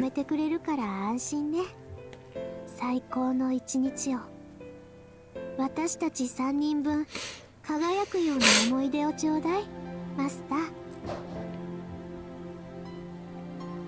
It's unfortunate because Star Rail is the one thing I don't play of the Hoyoverse games. Well, that and Honkai Impact.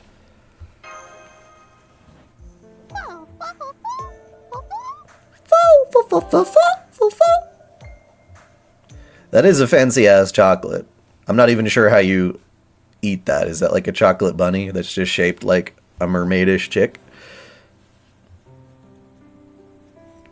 Become a voice actor, yeah, because that's so easy.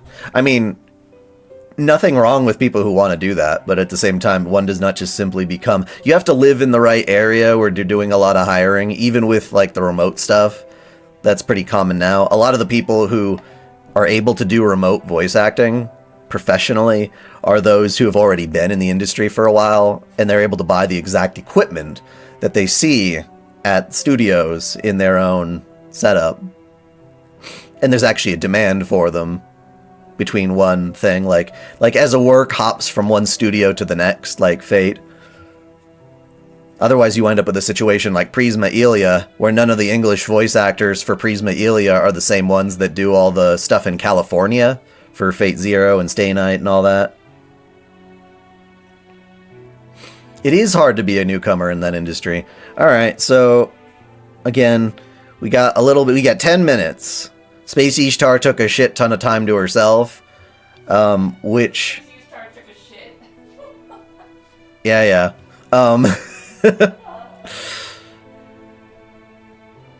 Saber Altar? You mean like regular Saber Altar? Where the fuck is she? Oh, she's right here.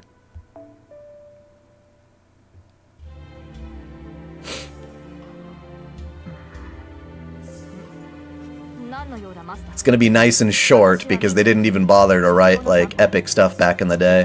Which is crazy because they didn't even have the voice acting then.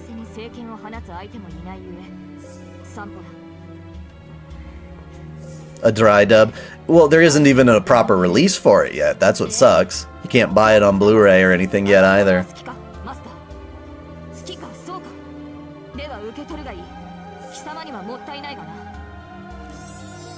Look at that, she's already given me the chocolate. We've hardly done anything.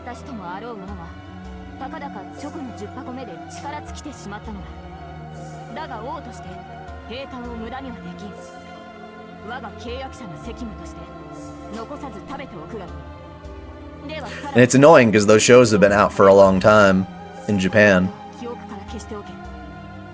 There's no reason we have to wait. And then you think of the shit that does get localized and you're like, what? I mean, Prisma Ilia isn't as peak as like Ufotable stuff for sure, but yeah. Okay, well that was fast. Who else do we want? We got 8 minutes. 8 minutes.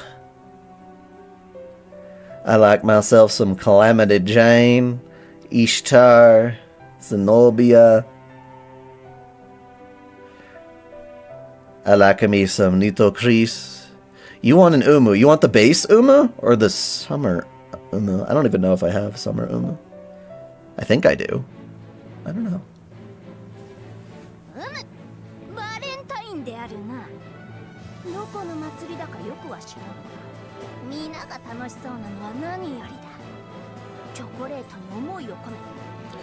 There's no way in hell the Metroid community would allow a version of Samus's power suit that looks like Mysterious XX. That would be awesome, though. I agree.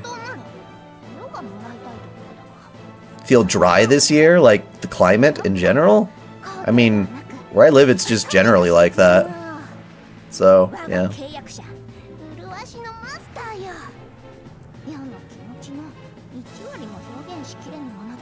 Oh, Brazilian Netflix did... You know, it's interesting. I've been hearing about foreign language dubs like German did really good on Dungeon Meshi. See, look how fast that was.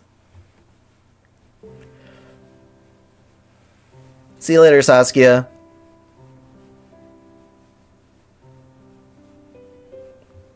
We got 7 minutes. That only took 1 minute. We can still do more servants.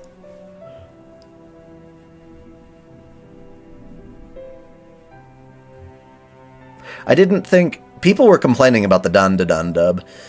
And that probably makes sense given how extremely exaggerated and over the top the Japanese one is. Big titty monk, huh? Okay. Where are you?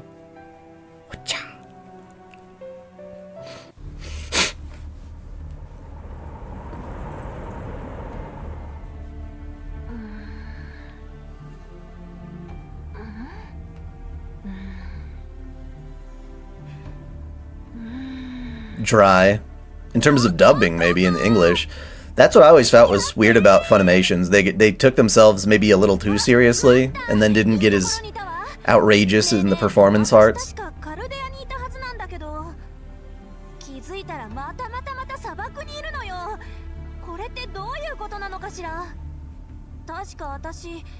I know, but as far as Metroid's concerned, we're still fighting the good fight to keep getting Zero Suit more appearances. Because, like, she barely appeared at all in Metroid Dread. It was like...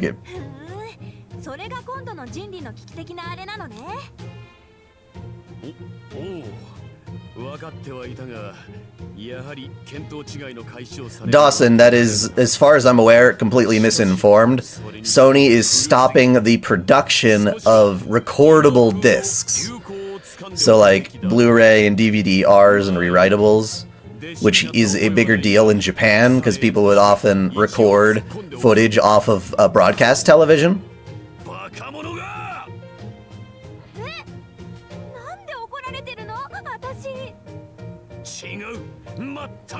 They're still printing movies and such on Blu-rays for you to buy. but not any that you can record. It's like Kodak saying they're not going to produce film anymore. That doesn't mean, well, I guess that does mean in some ways that film would not be printed on there, but... Yes, director is an incredibly important role in the dubbing process. Because you can't necessarily, you hire an actor to act. They're not necessarily weebs. They don't understand like necessarily certain pronunciations of things or certain tonalities, and it's your job to guide them. And in that regard, I would think if a voice actor is too fucking arrogant that if you tried to, you know, like read them their lines and give them a read on their lines, they're like, how dare you? I'm the one doing the acting, not you. Like, it's like, fuck off. You know, it's a collaborative effort. It's like, I want you and your voice and your sensibilities, but you also have to fit within certain standards. It's not about you having an ego trip.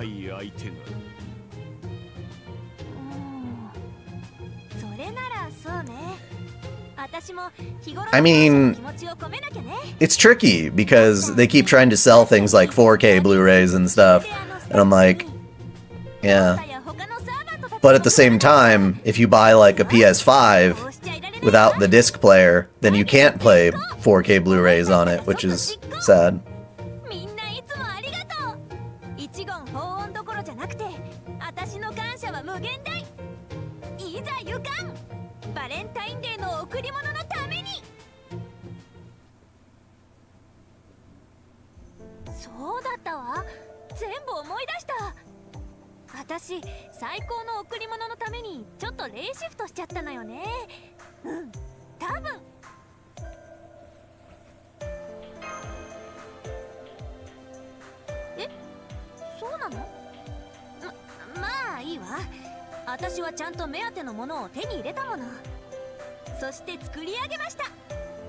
Yeah, the PS5 released in two forms, one with a bigger hard drive and one with a smaller hard drive and a disc drive. Like a media disc drive.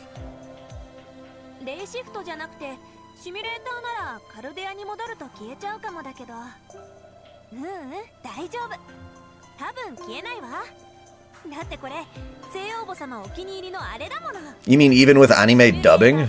That would be interesting.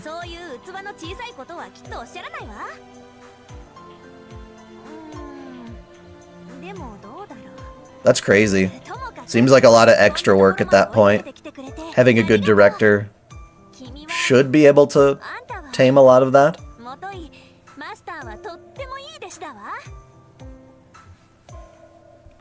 Yeah, I'm glad to have Sanzang. Very few attack casters, and she's good at that.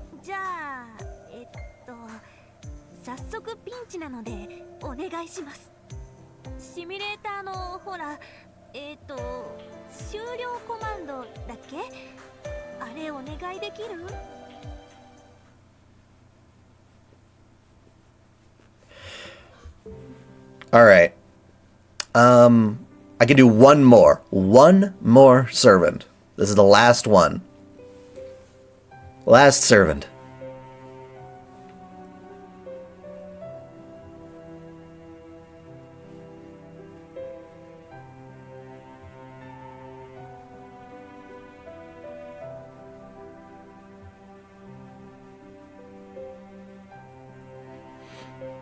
Then I get to get back to work. Making vidjas. Shisho.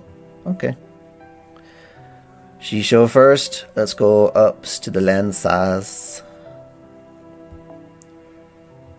Now I'm assuming you mean base Shisho. Shisho. You're finishing up Traum?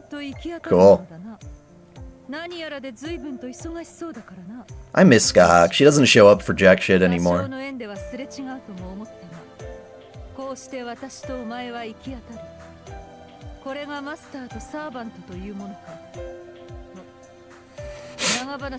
And no, I don't want to see more Skadi, I want to see more Shisho. They're different enough personalities to me.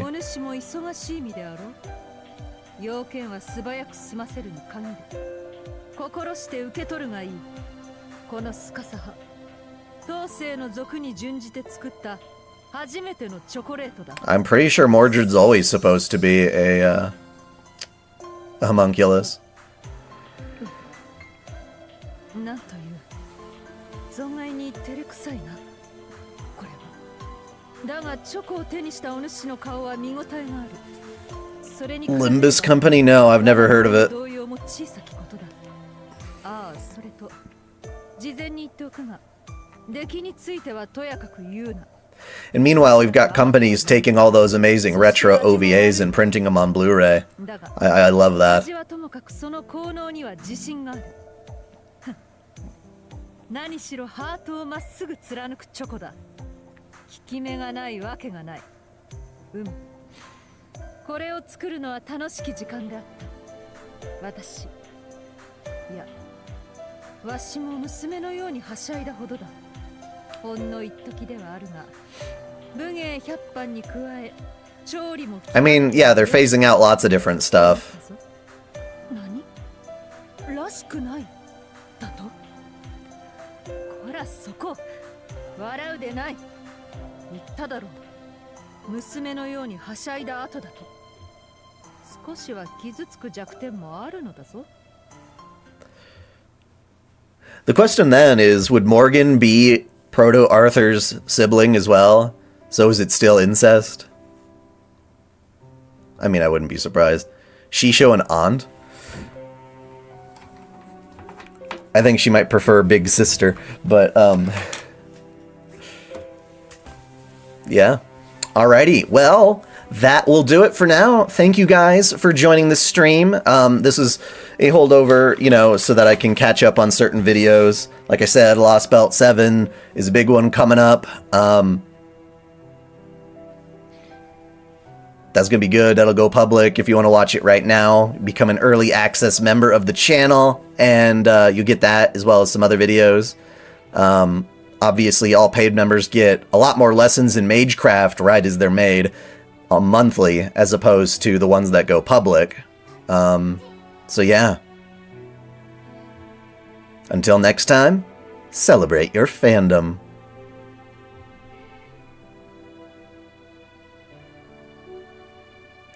Witch on the Holy Night? I made a whole lore video on that.